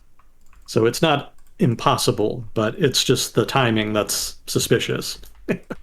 If you're Russia and and are confident that the European Union are going to follow through with their threats, that they're going to cut off their imports of natural gas, why wait? The answer to why wait is that money. You get more money if you keep exporting, even if you know they're going to cut you off later. But one way you might deter the cutoff from happening in the first place is to start cutting them off early before they're ready. And in that case, the economic disruption could be high enough that you force them basically to come to the table and negotiate a settlement, which maybe does not involve them cutting you off in the long run. So it would make sense for Russia to curtail natural gas exports to Europe for that reason. You can apply the pressure now when they're less able to respond to it and deal with it, and where the economic disruption will be maximized. And in that sense, your leverage is higher. But of course, the opportunity cost there is that you don't get that hard currency. You don't get that foreign revenue from the Europeans paying for that natural gas. And in that sense, you do still have an incentive to continue the export so that you can continue to use hard currency to import stuff from other countries that are not sanctioning you to replace the stuff that you can't get from Europe. Or you can also use that currency to import manufacturing equipment and machinery so that you can start producing stuff yourself that you previously imported from Europe. Although I don't know that Russia is really going to be capable of doing that just because of a shortage of human capital, among other problems. But that is a good reason to continue exporting natural gas, having that hard currency available for this, that, or the other importing purpose to import stuff you need. That's a critical factor there.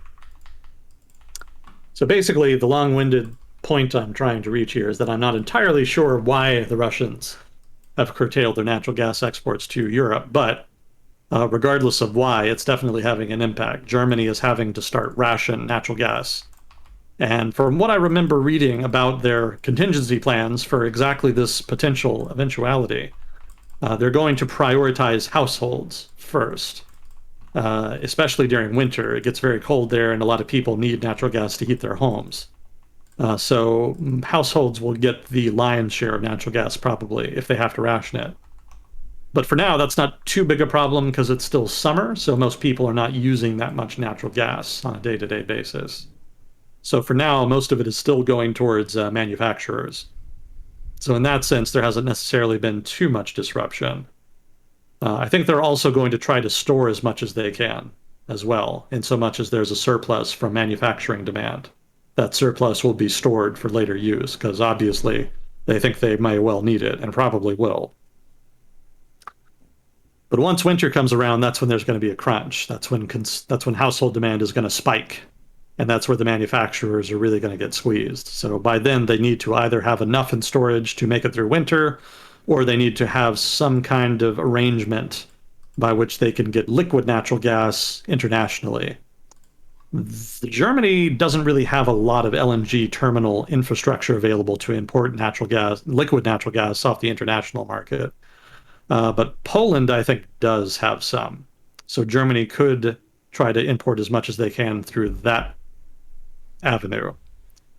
But I don't think Polish facilities are really sufficient to meet all of Germany's demand, even if they could get all of even if they did start getting a lot of liquid natural gas through that Polish facility or that set of Polish facilities. I don't remember if there was more than one or not.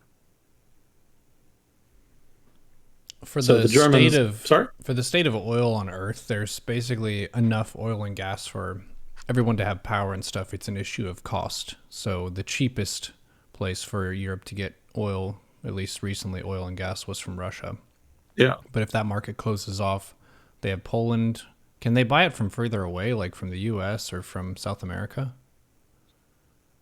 Or is it Yeah, just the too U.S. is expensive? one exporter.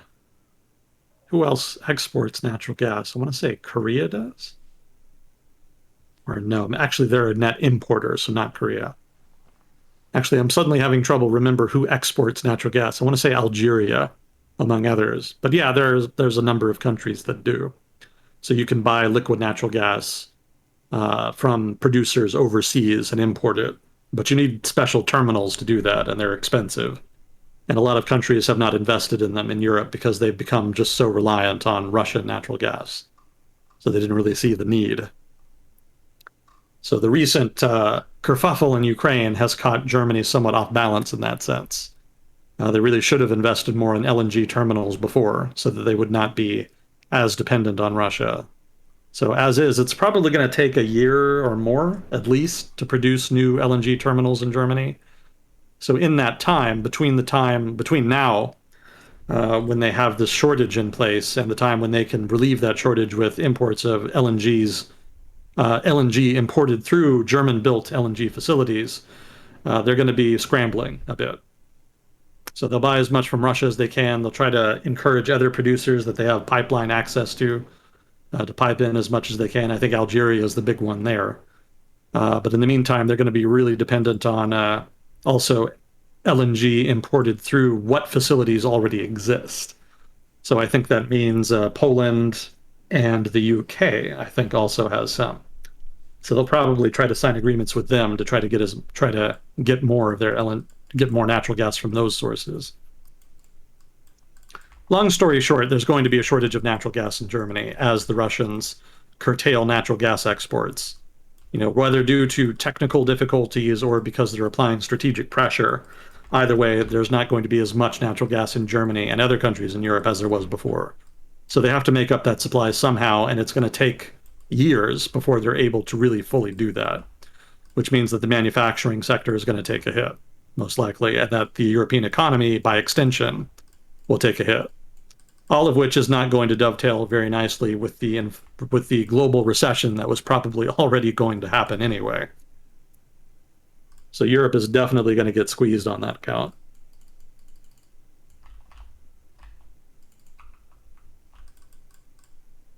So that was in the news. I thought that was worth mentioning as well. Yeah, it's making me think of how it's interesting that war impacts the world rather than just the countries involved. For stuff like your electricity bill this coming winter, it's being affected by a conflict that might not even be in your territory. Mm-hmm. Yeah, contingency planning is great in principle, but it's also expensive because a lot of the stuff that you do to prepare for contingencies is not inevitably going to be used, in which case you spent all that money for nothing. So the more expensive the contingency planning, the less likely people are to really want to do it, or in fact to do it at all. And given how expensive LNG terminals are, European dependency on Russia became a victim of that fact, of that aversion to expensive contingency planning.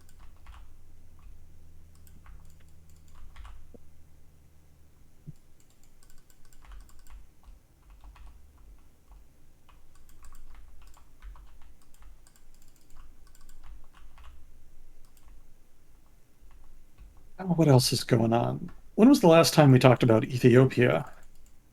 It's been a minute. Yeah, it's been a while, right? Well, things have cooled down there. The civil war is on hold, effectively. There was a ceasefire agreed between the Ethiopian government and the separatists in, oh shit, which province was it? Damn it. Tigray, that's what it was. So the Tigrayan rebels and the Ethiopian government signed a ceasefire, and I think it's been holding since then. It's been like a month or two, maybe more. And that doesn't necessarily mean that there's less violence. Really, what it's meant is that the Ethiopian government has been able to divert its army to fight some of the paramilitary organizations that have been cropping up in the rest of Ethiopia. The Tigrayans, for their part, were able to benefit from a resumption of some humanitarian aid, so they're not starving to death quite so much, which obviously is a great positive for them. So everybody has an incentive to maintain the ceasefire in that sense. So it'll probably keep going. But in the meantime, there are other conflicts brewing in Ethiopia. So it could be that the civil war, as far as it was between the government and Tigray province, is nearing a conclusion, but there could be a new civil war, or even multiple civil wars that are in the offing now. And those are not happening because of the ceasefire. Those were just kind of already brewing, and were getting worse because of the war with Tigray.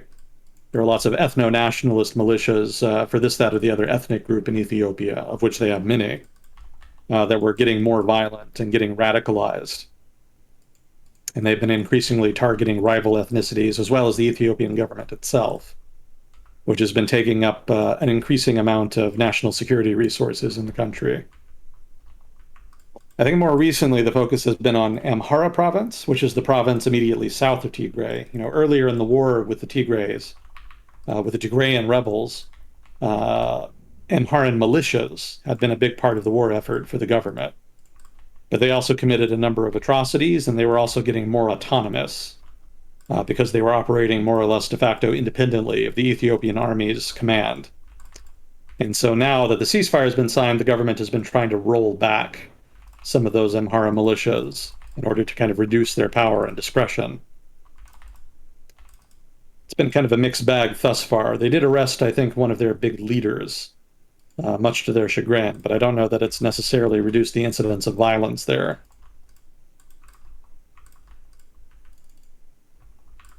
Also, there was a prominent general who was arrested. Actually, he was the same guy, never mind.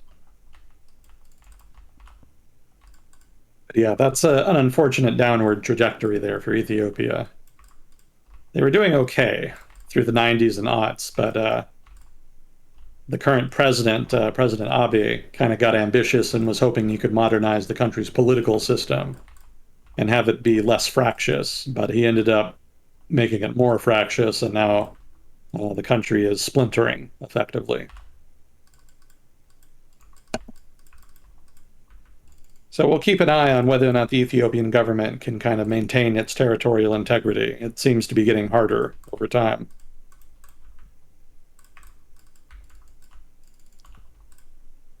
I did see some stuff about nationalists in the U.S. marching around, so this is kind of like a very scaled up, active looming threat version of that. Yeah. Yeah, they're already going through it. Hopefully they can come out the other end prosperous and united, but it's looking increasingly dicey. Well, there was some news from Central Africa, too. There was DR Congo broke off all relations with Rwanda, up to and including trade and cooperation agreements. That was because there's supposedly a rebel group in eastern Congo that is backed by Rwanda, which raided a town on the border, apparently.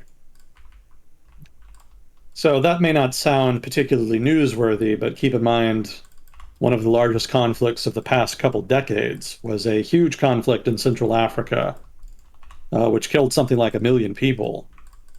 It was fought pretty much entirely by rebel groups who were backed by this, that, or the other neighboring government in the Congo. So it's a sensitive issue for people in Congo, as well as Central Africa generally. This is the kind of thing that has caused an immense amount of destruction and death in the region. And it never really stopped. It's not as though it ever went away, but a cross-border raid targeting a town is pretty brazen, even by the standards of the region. So that may or may not flare up into a broader conflict. I would hope not, and I imagine international institutions like the UN will involve peacekeepers. I think there's already peacekeepers there in order to try to keep a lid on things. So those resources will be mobilized to try to prevent conflict. But I thought it was worth mentioning it just to kind of highlight the region's history with exactly this kind of problem and why it's a sensitive issue.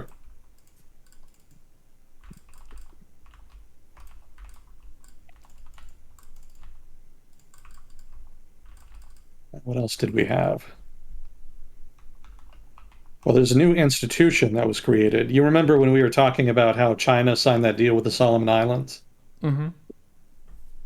So I mentioned that Australia and the United States would respond to that somehow, and that it was probably coming. And there's already been some done. There was a diplomatic initiative by the State Department here in the US to go and try to engage more with regional governments and to try to make it clear that we were going to engage more and do some more in terms of assisting them and giving them more opportunities. I think travel was a particular item of note. They were going to make it easier to travel from the islands to the United States and other relevant countries. But Australia also rolled out some proposals. I think they were going to try to restore some kind of broadcasting thing they had done before. Apparently, there was some kind of broadcasting agreement in which there was like a television station or something that they backed. I don't remember. They stopped it eventually, I think in the 90s. They just cut support for it.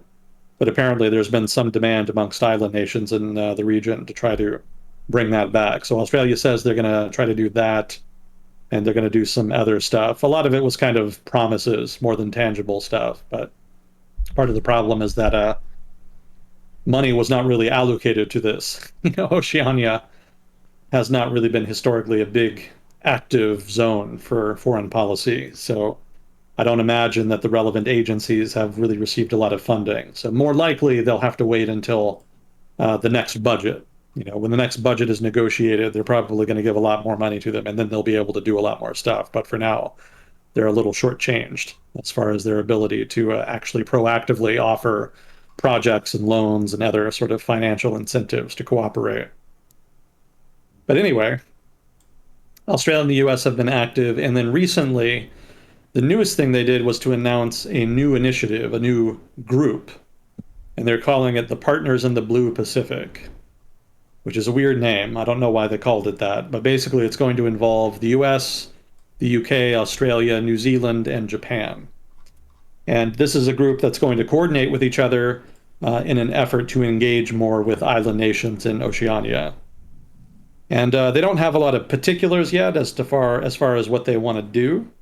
They just basically say they're going to engage more, they're going to forge closer connections, specifically with the Pacific Islands Forum, which is the dominant institution there as far as coordinating the different island countries.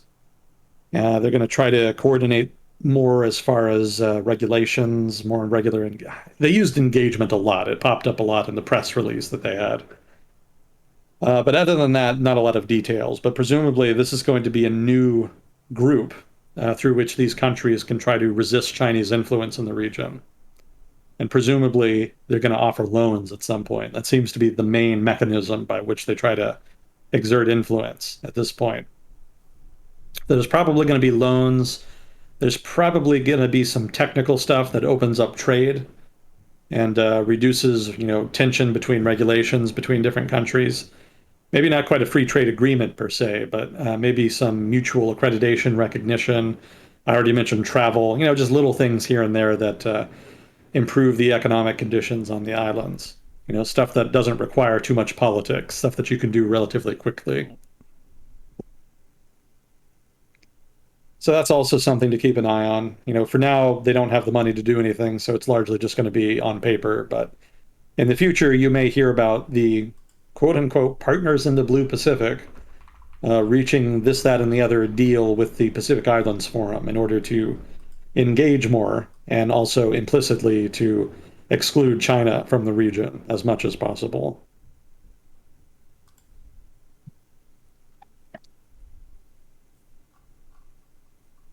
Yeah, you can kind of think of it as being a Pacific equivalent to the Quad.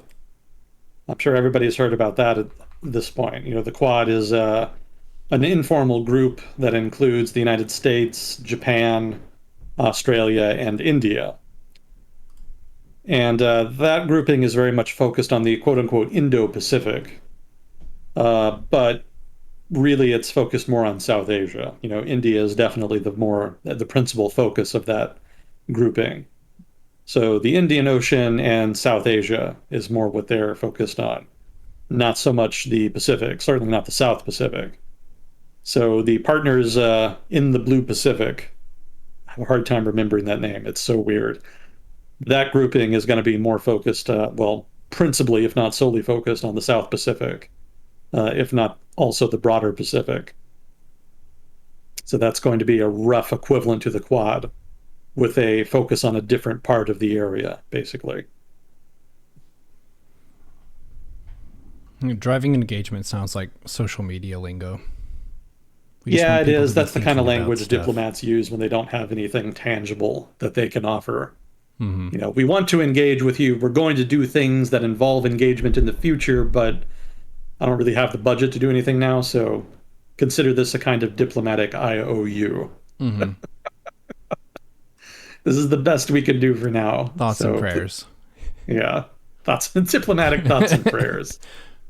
Well, it's a little better than thoughts and prayers because it at least suggests that they're going to do something in the future. Thoughts and prayers almost invariably means we're not going to do anything in the future. Hmm. I'm not going to do anything now or in the future, so I hope my thoughts and prayers help you deal with that. There was one question about Russia and how the sanctions affect the ruble. If it has quick deflation, does that help them grow their domestic economy without needing to compete with other international players? Do you mean that if the currency devalues, does that make them more competitive? Yeah. Yeah.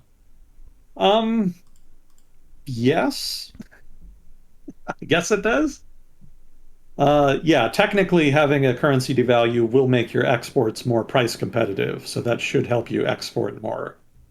But there are special mitigating circumstances here that are going to inhibit that mechanism from working like it normally would. Obviously, that being the sanctions.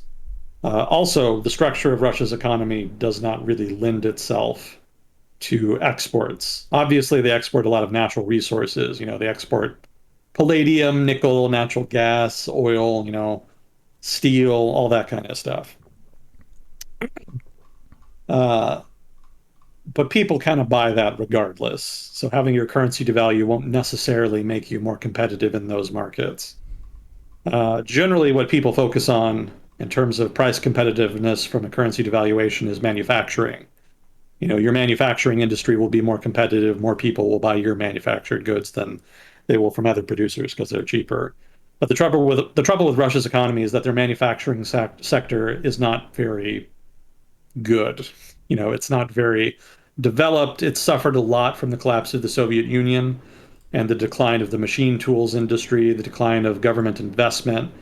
There was some government support in terms of subsidies and in terms of state-owned enterprises, obviously getting some subsidies in that way. But overall, the collapse of the Soviet Union was pretty much a catastrophe for the manufacturing sector in large part. You know, broad swaths of it imploded, and even worse, they lost a lot of the skills in the labor force necessary in order to even bring those back. You know, if you lose a manufacturing sector, you can always bring it back so long as you have the skills in your labor force. But Russia lost even that. You know, partly that also had to do with the decline of the educational system, but that's a separate sort of issue. But yeah, the manufacturing base, the industrial base shrank. And sanctions after 2014 hurt that base even more, and now the new sanctions are damaging it even more. So what manufacturing sector Russia has left is not doing well. You know, even during the good times, when they were exporting a lot of oil and natural gas and the economy was doing well, even in that period, the manufacturing sector had a hard time recovering. You know, they were not that competitive. They depended on, in part, on tariff protections. And even in the manufacturing areas where they were competitive, you know, just in the manufacturing sector as a whole, actually, they were still dependent on the import of Western components, machine tools, and other critical inputs in order to manufacture stuff. And so now that they've been cut off from those Western, you know, producers, even those Russian manufacturers that are relatively strong are facing problems because they needed inputs from the West in order to maintain operations.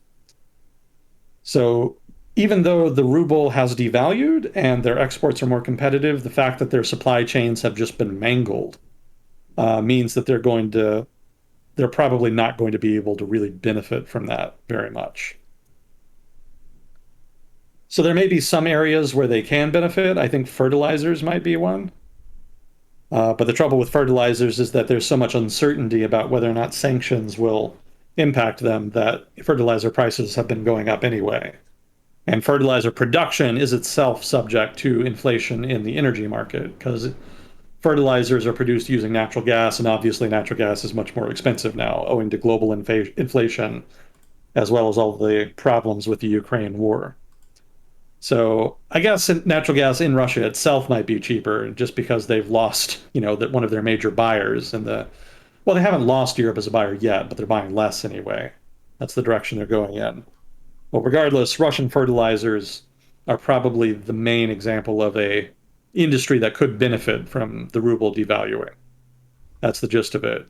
They'll get squeezed by inflation like everybody else, but technically devaluation should help them. Technically. But that's about it. I don't know how many other producers will really benefit that much. I mean, the Russian arms sector is also dependent on a lot of imports from the West, and so they're also being negatively impacted. So that industry is a big exporter for the Russian economy as well, but I don't think they'll benefit that much either. I mean, technically they'll benefit from devaluation, but overall the supply chain problem is going to probably negate that entirely. For the average consumer, the devaluation is really bad for buying anything that's international. So it Yeah. does come with some downsides as well. Yeah, imports are much more expensive. So, even those countries that are not sanctioning Russia will not necessarily be able to offer much relief just because the ruble's devaluation will make those imports much more expensive. So, yeah, that's a good point. Even in that sense, imports will continue to be a problem.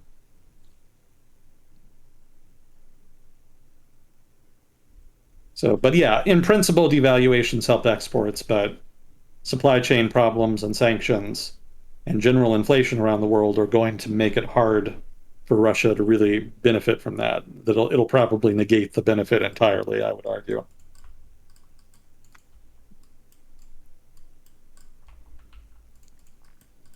We've got a bit of time left if you wanted to hit up some flags or anything. Ooh, flags. I haven't done that in a while. Yeah.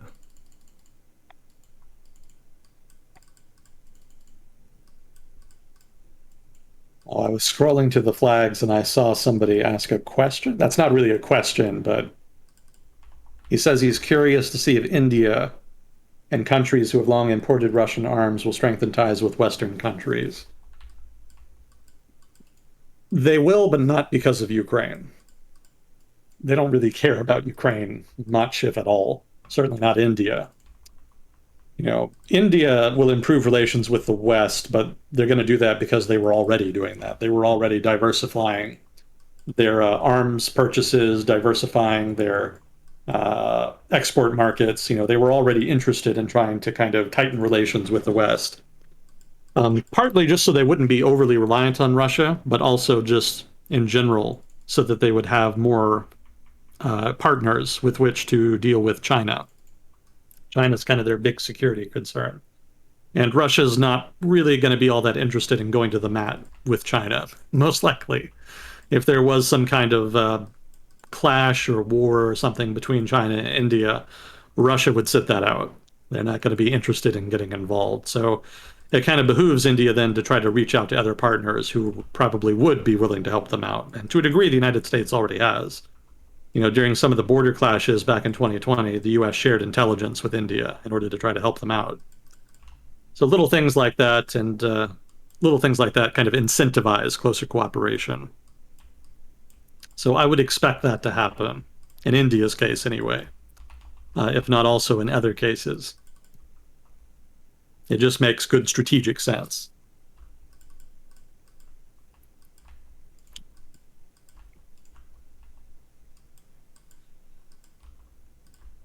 Let's see. Oh, flags, right. Well, let's see. Who did we have? Namibia. Okay, that's a new one. I'm pretty sure I've never seen Namibia on here before. Where is that? That's southwestern Africa. Nice. That has a tiny population too, and it's not a very wealthy country, so I'm kind of surprised that somebody Well, I mean, that's not that surprising. There's always going to be some people interested in like Twitch and StarCraft in any country.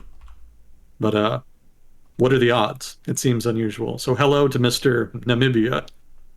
Nice. I'm curious, is this person German if they're willing to share?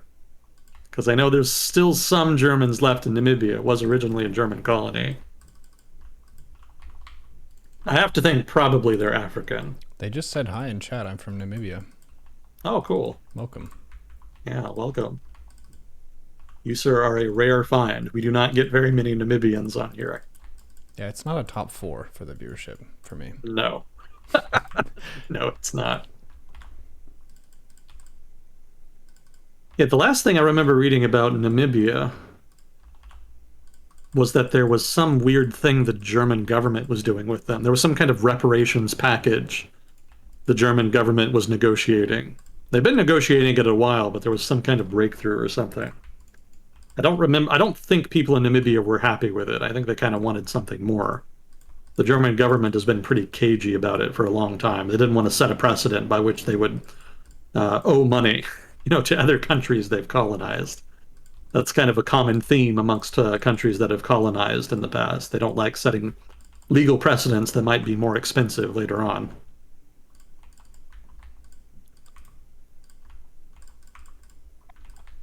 So that's pretty cool. Yeah, thank you for listening. What else did we have? I think we had one Vietnam. That's probably not that unusual. Vietnam's internet is pretty open, I think. And they still do censorship online, but I think it's more reactive than China. China's censorship is very proactive on the internet. They go out of their way to make it difficult to go to sites from other countries. They do a lot of surveillance. I think in Vietnam, it's kind of more just basic surveillance. They just kind of watch what you say after the fact, and if they don't like it, then maybe they come after you.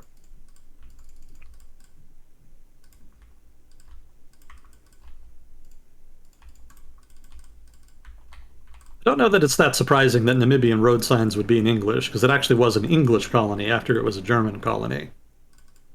Maybe I'm missing the context of the comment, but yeah, Namibia was German, and then after World War I, as part of the Treaty of Versailles, the British they took control of Namibia. And I think they actually kind of made it a mandate that technically was administered by South Africa. So for a long time, the South African government actually controlled Namibian affairs as a result. But it was part of the British Empire and whatnot. So there was lots of English governance, English signage, whatnot.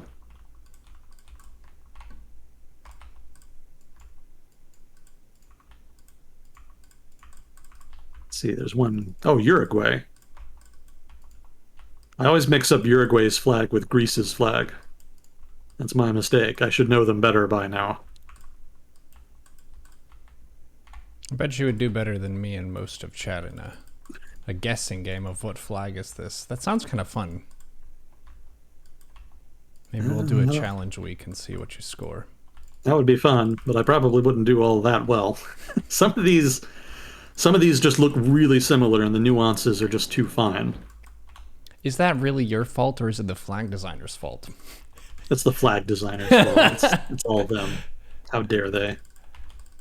We actually had 3 from Russia. That's interesting. How are you guys doing? Is Russia still doing okay? I don't think conditions have deteriorated too much. I think life in Russia is still pretty decent, right? That's what I've been reading anyway. Aside from being hella inconvenient for a lot of stuff. Yeah. People who are like doing business internationally in my sphere kind of thing, where you have customers from all around the world, I think they got hit pretty hard, just in terms of sometimes you can't get money from place to place. And a lot of your customer base is just shut off from you for now. Yeah. Well, if you're in Russia right now and you're listening, and you don't have to do this, but I'm just curious, what part of Russia are you in? I would guess Moscow. Whenever it comes to guessing like this, I always guess the larger, more developed parts of the country. So Moscow, St. Petersburg, maybe Novosibirsk. That's a big university city. There's a lot of students there. And I imagine you're probably younger. Probably. That would be my guess. Guessing is part of the fun of doing the flags. Oh, I know who the Argentina guy is. I'm still working on your email. Let's see. Finland. Spain? Yeah, Spain.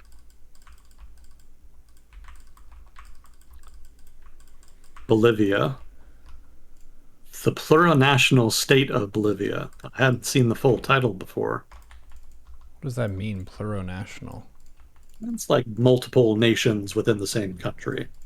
Like the United States, kind of. No. No. That has more to do with like Native Americans. Like half the country, well, maybe not half, but there's white people in the country of European descent, and then there's a lot of Native American people there of Native descent. And they're pretty concentrated into different parts of the country. I think the eastern part of the country is mostly white, and then the western part is mostly Native. Mm. So multiple nations in that sense.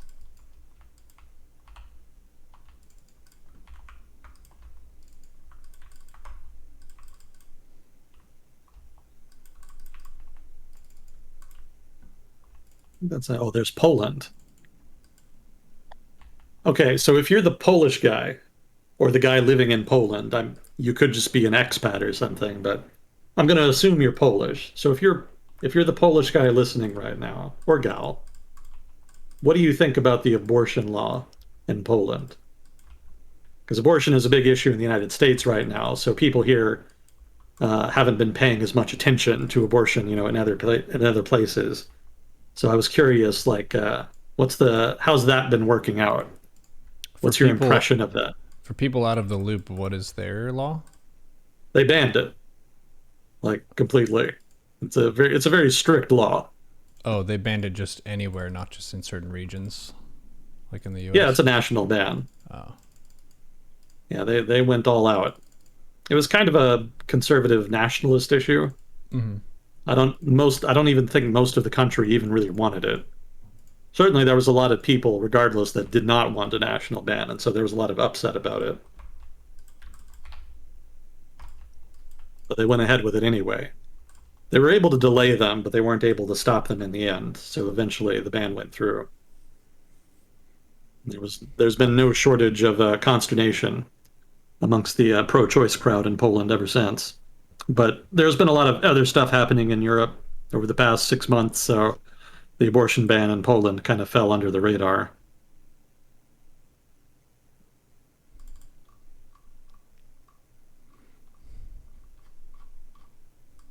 If there's Liechtenstein. What? got Liechtenstein. I was going to say if there's anyone from the YouTube comments who's in a country that from the US perspective would seem rare and interesting, let yourself be known and maybe we can talk about your country a little bit and you can correct us on our ignorance. Yeah, there you go. Please do. Liechtenstein. I think somebody said they might try to troll me at one point by trying to use some kind of proxy to fake a flag on here. Sometimes I wonder if that isn't what Liechtenstein is here for. Let's see. We had one from Hungary. So my question, if you're from Hungary, is how's Orban doing?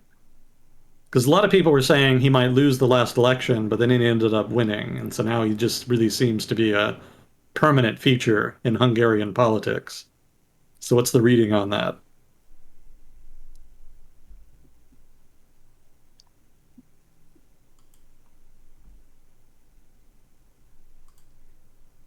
Oh, and then we had one from Israel. Israel's pretty happening right now. Their government. Did we talk about Israel's politics recently? Yes, like 4 episodes ago, 3 to 4. Did we talk about the government collapsing? Uh, kind of, yeah. I think so. Kind of. Okay. Well, I think we talked about the history of like Israel's government. Oh, okay. Yeah, I do remember doing that. Well, the coalition only had like a one-seat majority after Netanyahu was thrown out last year. And so it was always unsteady, and there's been a couple crises recently that could have resulted in it collapsing, but then I think a week or two ago it finally did collapse. So they're going to have new elections in Israel again. I think next year, or maybe this later this year. I can't remember exactly. But the prime minister stepped down. He's going to be replaced by basically a caretaker prime minister, Yair Lapid. And we'll see what happens. It's kind of up in the air again. We could have Prime Minister Netanyahu back, this time next year. Who's to say?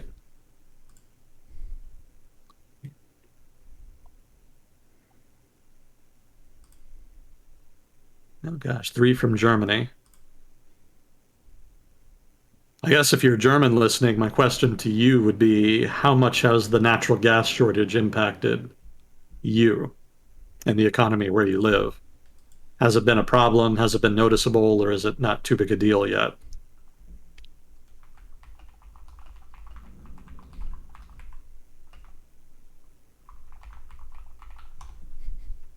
The question in the chat is California a strange and exotic place?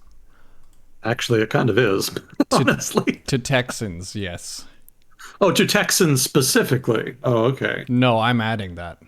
Oh, you're adding that. Okay. Yes, because, yeah, the way the Texans see the world is a little bit different than how Californians see it. Yeah, yeah.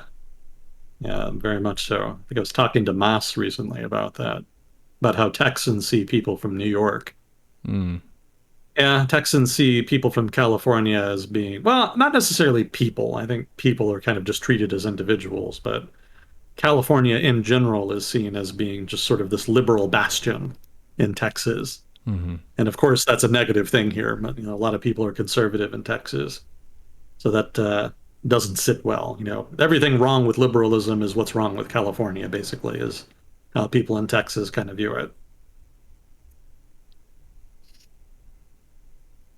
But yeah, as far as, well, not looking at it just from the perspective of people from Texas, is it strange and exotic? Yeah, it's a very interesting state. It has a really weird history, and it has lots of people from all over the world kind of jumbled all together in one place. And the politics are very strange. It's sort of like it's very left-leaning, very pro-labor, but at the same time, it's kind of like Elysium almost. It's very much upper middle class and upper class that tend to lean to the left. But they don't really implement policies that necessarily benefit people who are sort of working class.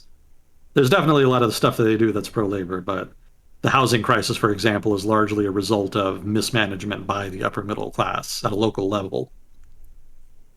So yes, pro-labor, but also kind of anti-labor in a sense, in some ways, more at a local level. It's also worth mentioning that there's a lot of geographic variance there in terms of political preferences. People think of California as almost exclusively left-leaning, but the Central Valley in California is not left-leaning, to put it mildly. That is a very conservative region of California. Yeah, the lefty parts are definitely the cities and the coast. That's really more where they are. But you get into that Central Valley area and you're dealing with people who are descended from people who came over from like Oklahoma, the Great Plains, the panhandlers, people like that. And not a few Scots-Irish people as well. So that's definitely more conservative overall. Yeah, that's the area where stereotypes fail, is usually they try to pick a state or pick a country and they put it in a box of this is progressive, this is conservative. But if you look at any one and you zoom in, you're going to have different regions that are leaning in different directions. Yeah. Yeah, the equivalent in Texas would be the cities. We've got some of the largest metropolitan areas in the country, and they're not really that different or any less liberal than other cities in the United States. But drive a couple hours outside those areas, and you're definitely in cultural Texas, you might say. Yeah. It's very, very conservative, certainly. Yeah, I got to see a lot of that driving from Austin to the DFW area and back. Lots of times you get to see more of the smaller towns, which I think are closer to what people think of when they think of Texas, where it's people with actual cowboy hats and boots and their horses going around and things like this. But urban areas around the US are quite similar oftentimes. And people don't generally have as strong of an accent if you go more toward urban and suburban areas either. Yeah. Like Agent Smith Yeah. and I both lived in Texas more years than any other state. That's correct for you, right? Sorry, what was that? You've lived in Texas most of your life. Yeah. Well, all of it. Yeah, but you don't have a really strong accent. No, I'm descended from Midwestern people, so that accent kind of got Ah. passed down the family a bit. Yeah, we're Although, from Washington State, is where our yeah. accent originated. And then we started saying y'all. I think I started saying y'all in my mid late 20s, just because it's a very useful phrase. Whenever I first got to Texas, I was like, that's stupid. Why don't they just say you all and just be correct? So I was very steadfast in refusing to ever say that phrase. But then I was like, it's inclusive, it's fast, it gets the job done, and it's kind of fun. So why not? So I say y'all now, but it took me a while.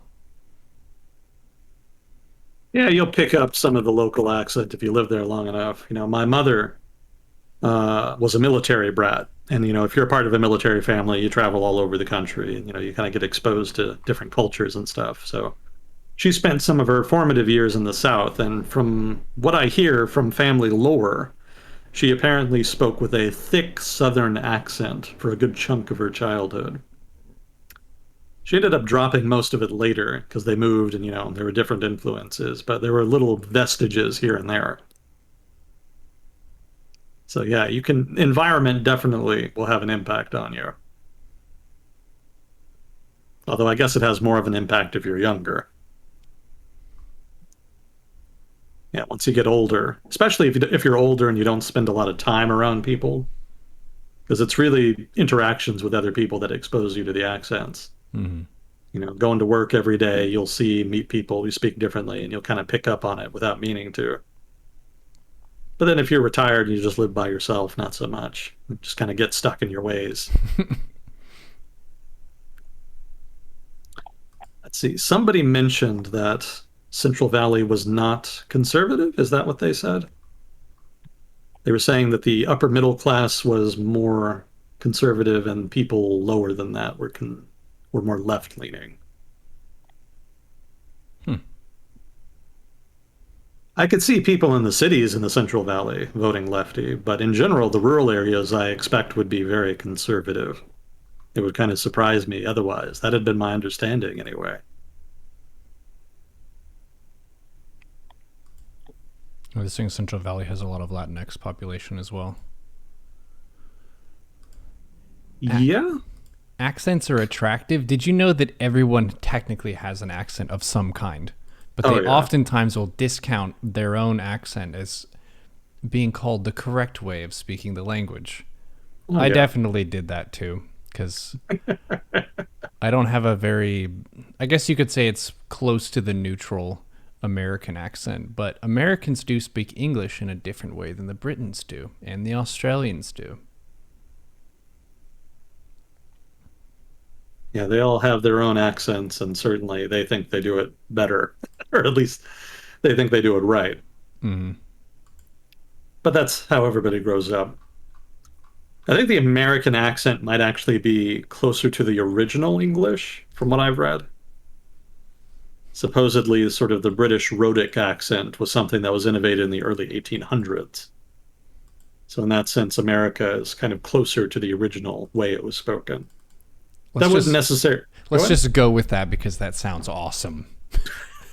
Well, it's not that unprecedented. I mean, in general, when European peoples colonized places across the ocean, the cultures that they brought with them sort of became the culture of the places they colonized, and they were able to preserve that culture over time, whereas the culture where they came from was subject to the normal sort of evolutionary process that kind of comes with economic and technological development.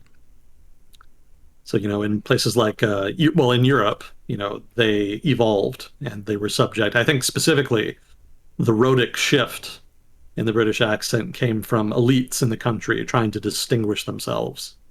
I think that's what I remember reading. So they started schooling their children to speak with the rhotic accent, and then those people became sort of the standard for eloquent English, and then other people kind of copied them in the middle class, and then it just sort of cascaded down through society until it became the dominant accent. Hmm. But we didn't have that here in the US. We were kind of carving out the country from North America. So we weren't subject to that same process. So the accent didn't change as much.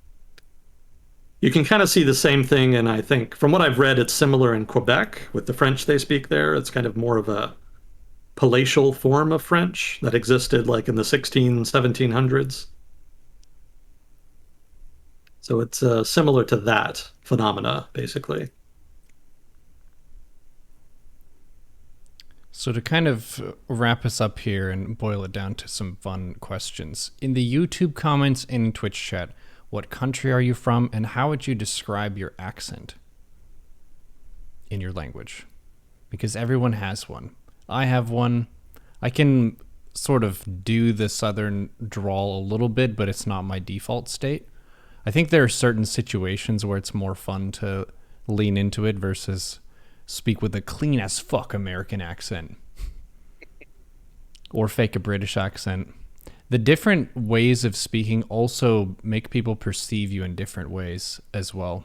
There was one person who was talking shit to me in Dota, and I did a little bit of a British accent to him with a deep tone of voice, and he shut the fuck right up. It was hilarious. Yeah, that's kind of a prestige accent. Yep. Which is silly because it doesn't inherently make someone more intelligent, but maybe it had to do with at some period in time Americans perceived Britons as more cultured or together or more stable, better in some way. Well, it was the metropole, right? That's the motherland. So for a long time, it really was more developed than the United States. Mm-hmm. Maybe up until like the late 19th century or so. But even after that, it had sort of been the cultural center of Anglo-American culture for so long that people still kind of looked to it for, culture, ideas, whatnot, education. So even now, some of that has left, some of that residual influence still exists in American society. And PBS doesn't help. PBS. Some of you guys maybe don't know what PBS is. So that's a channel here in the United States. It stands for Public Broadcasting Service. And it's the only publicly owned television station in the United States. It's not actually publicly owned. It's actually a private company, but they have a charter that involves public support. The government provides some funding to them. And one of the things they do is show a lot of British television shows. And a lot of those television shows are, they're popular. But especially when they show things like Masterpiece Theater or what was it? What was that one? Abbey something? Abbott. It was like the show with the big house. I forget what it was exactly. Downton Abbey? Downton Abbey, that's what it was. Thank you. Those generally show the British in a positive light. And so that kind of reinforces the stereotype of British people as being sort of refined and highly intelligent.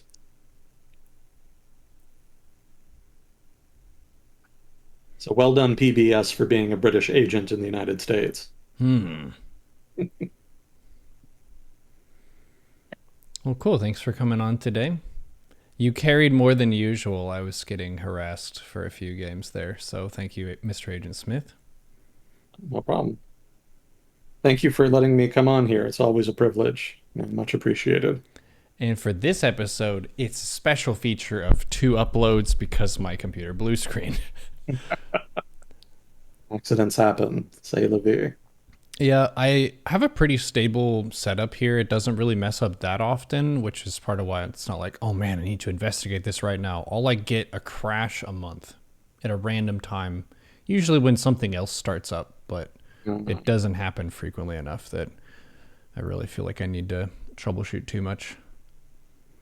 Interesting.